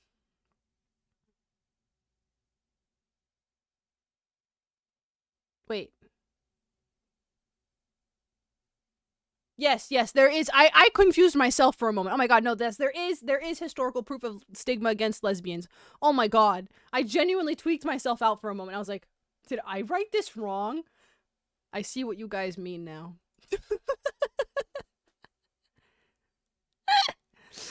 Wouldn't you get punished for interpreting omens wrong in your favor? Not as a child. I mean, she was 9. She was 10 when this happened. Like, she was just a kid. You know? You would get punished for other things, absolutely, but that's not that would not be one of them. I think we have 2 more questions left. Sor Juana de la Cruz is a confirmed queer woman. True or false? I think we have 2 more left. I can't remember. You gotta do what you gotta do. Exactly.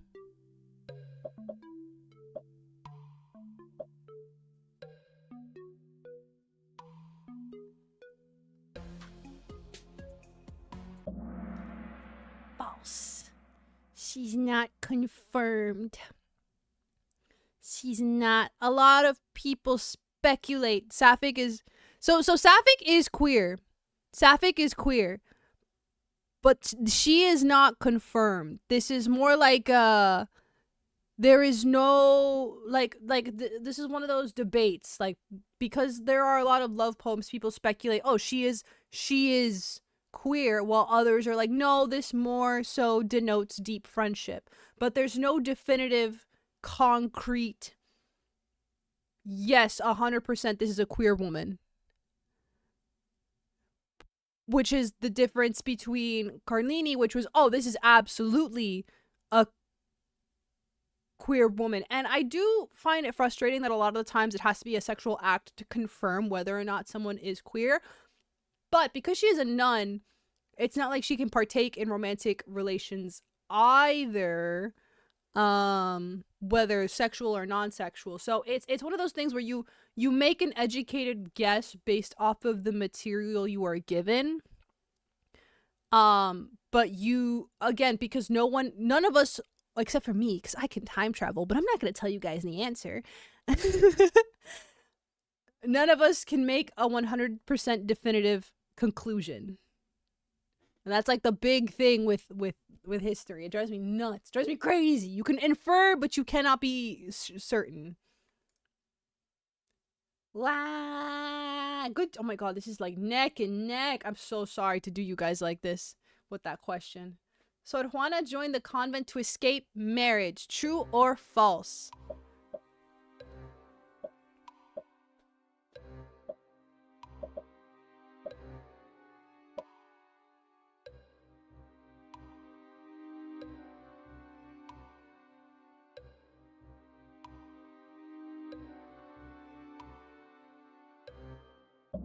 True! She didn't want to get married. She wanted to continue studying. Getting presentation flashbacks. Yeah, you guys all got it. Good job. Yay! I'm gonna be real. The queen might not cut it this time, though.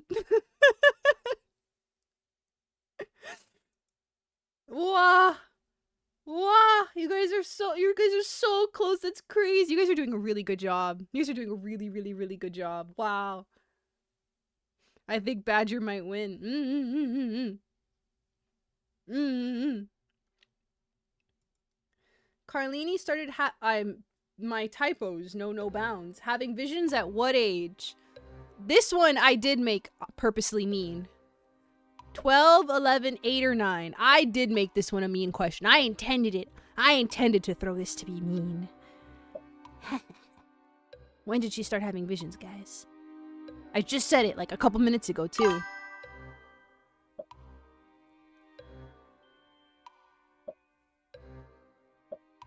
I just said it.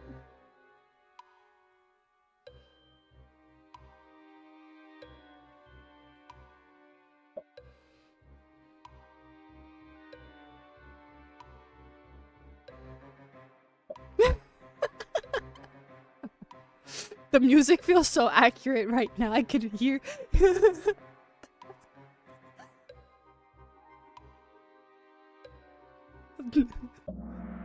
was 9. She started having it at 9 when she joined the convent.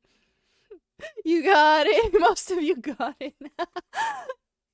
I did intend for this to be a mean question. I'm sorry. Well, I'm not that sorry, but... Starman won! Let's go! Good job to everyone. You guys did amazing. I'm very proud of all of you. You guys did an amazing job. Thank you for paying attention. Starman, you have some time to think on your reward. But good job on everyone. Can we get some claps? I'm very proud of all of you. You all did amazing. And thank you for sitting and listening to me present Lesbian Nun History. I was afraid they were gonna flag me for the title, so I had to improvise. Yay! Did you guys have fun? Did you like it? Ooh, did you like it? I missed doing these. Oh my god, I missed doing presentations. I can't wait to do the next one. I got some ideas cooking. It was fun. Much better than I expected, I won't lie. What does that mean? Yay, more history presentations. Yippee! Yippee! I'm glad you guys liked it. I feel like every time I stream any presentation, all brain capacity goes out the window. And when I do this in school, it's way better. Thank you for the bitty bite! I expected good things and received even better things. Aww! Thank you. I enjoy everything you do. Oh, thank you, Darvo. I'm gonna go back to sleep. Good night, Will. This is such an interesting topic and you're a great person. Oh, thank you, Starman. I appreciate it. I had fun with this subject. I try and come up, or I try to have subjects or topics that I think you guys would find interesting. Or that would be silly. I had fun. I just wish my internet was better. I'm so sorry. I'm so sorry. I'm so sorry, Wheels. Anyone want to watch The Nun? I actually was kind of debating watching the very sensationalized movie about Carlini, but I also don't know if I want to subjugate myself to being that upset. Like, I keep debating on it. Like, do I want to watch the movie about Carlini, or is it gonna upset me very much? Extra points for speed gets me every time. This is true. Starman, you gotta think on what you want. If you got time, you just tell me. If you want a drawing, what do you want the drawing to be? If you want me to stream... Actually, I might offer streaming a specific game, but like a short game. Like, not too long. Or expensive. I'm broke. I'm very broke. Thanks for introducing me to my new idol girl boss, Carly. Wheels, I feel like oh my god, during the break, I was tweaking out because I was like, I had so many good jokes and I couldn't say a single one. And I know that you in particular would have enjoyed them. God is testing me. This is my test right now and I'm so weak. I'm not built to censor myself like this. But you're all so delicate and sweet. I have to protect you all from my degeneracy. I'll think on it. I'm hungry right now, so it's hard to decide. That's so real. I can't think when I'm hungry. Captain, I'm gonna need you to No! They're gone. They're gone. They come and they went and they left.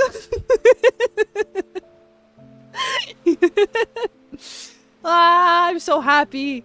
Carlini is my opponent, but I respect the hustle. What do you mean she's your opponent? Wait, elaborate. Why is she your op?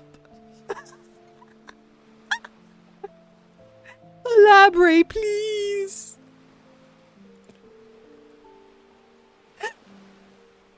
Wow. Thank you guys for hanging out with me, Bunk. Actually, I do remember one of them, but like, I must be so strong. I must be so strong right now. Organic chemistry was wild, not gonna lie. Yeah, Carlini's a professional. She's a professor actually in organic chemistry, if you get what I mean. Wow! With that, it's time to go to bed! Okay! Oh my god! With that, it's time- Whoa! Whoa! Okay! Whoa!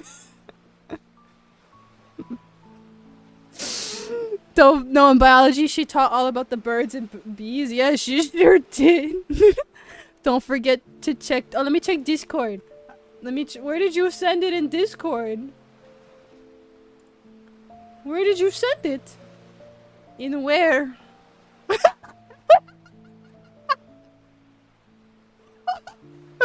Wait, what is this? Serious? Wait. Hold on.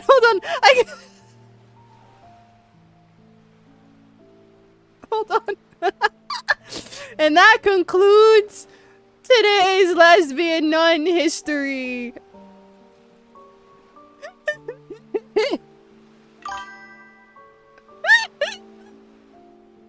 Oh, and yours. Oh, my bad. Okay, I have to check there. Organic chemistry with Carlini.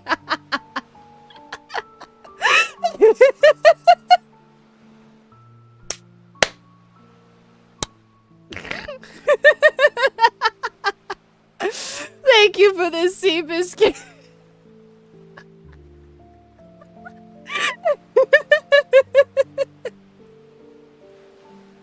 What could have been the alternate timeline right here, guys? This would have been the alternate timeline.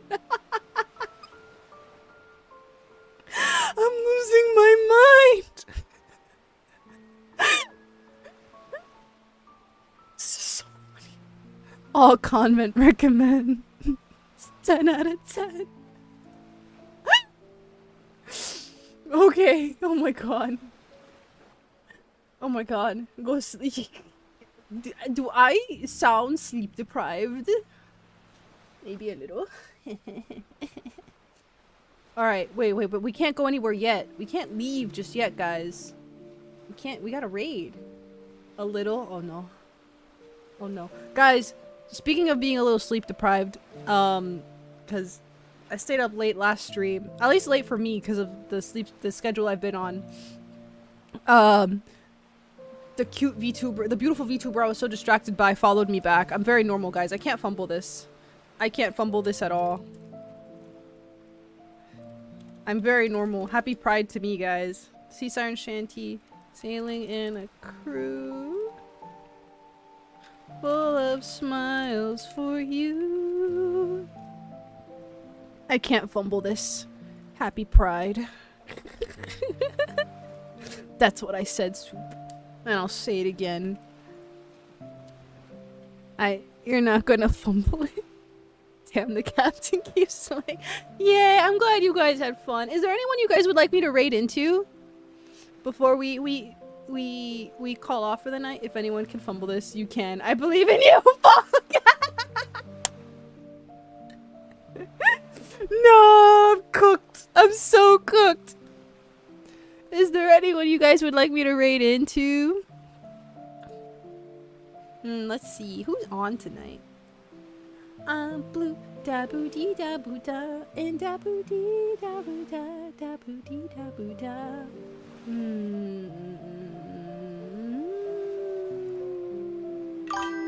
No, don't leave yet. We're gonna raid. Actually, I know who we're raiding. I know who we're raiding right now. Okay. Thank you guys for hanging out with me. Take care. And I'll see you guys on Monday for Mermaid Monday. Oh, wait.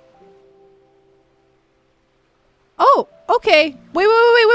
I got my person. I got my person. I got my person. Hold on. I could type. Ooh. Oh my. Oh my. Okay. Alright, we got our raid. We got our raid for tonight. Good night, guys. Get lots of rest. Let me get the message again. There you go. Get lots of rest. Take care. And I'll see you on Monday for Mermaid Monday. Alright? Oyasumimid. Sweet dreams, sailors. I hope the waves rock you to sleep tonight. And I hope you have an amazing weekend. And eat lots of tasty food and enjoy all the fireworks. Okay? Bye-bye. Bye-bye.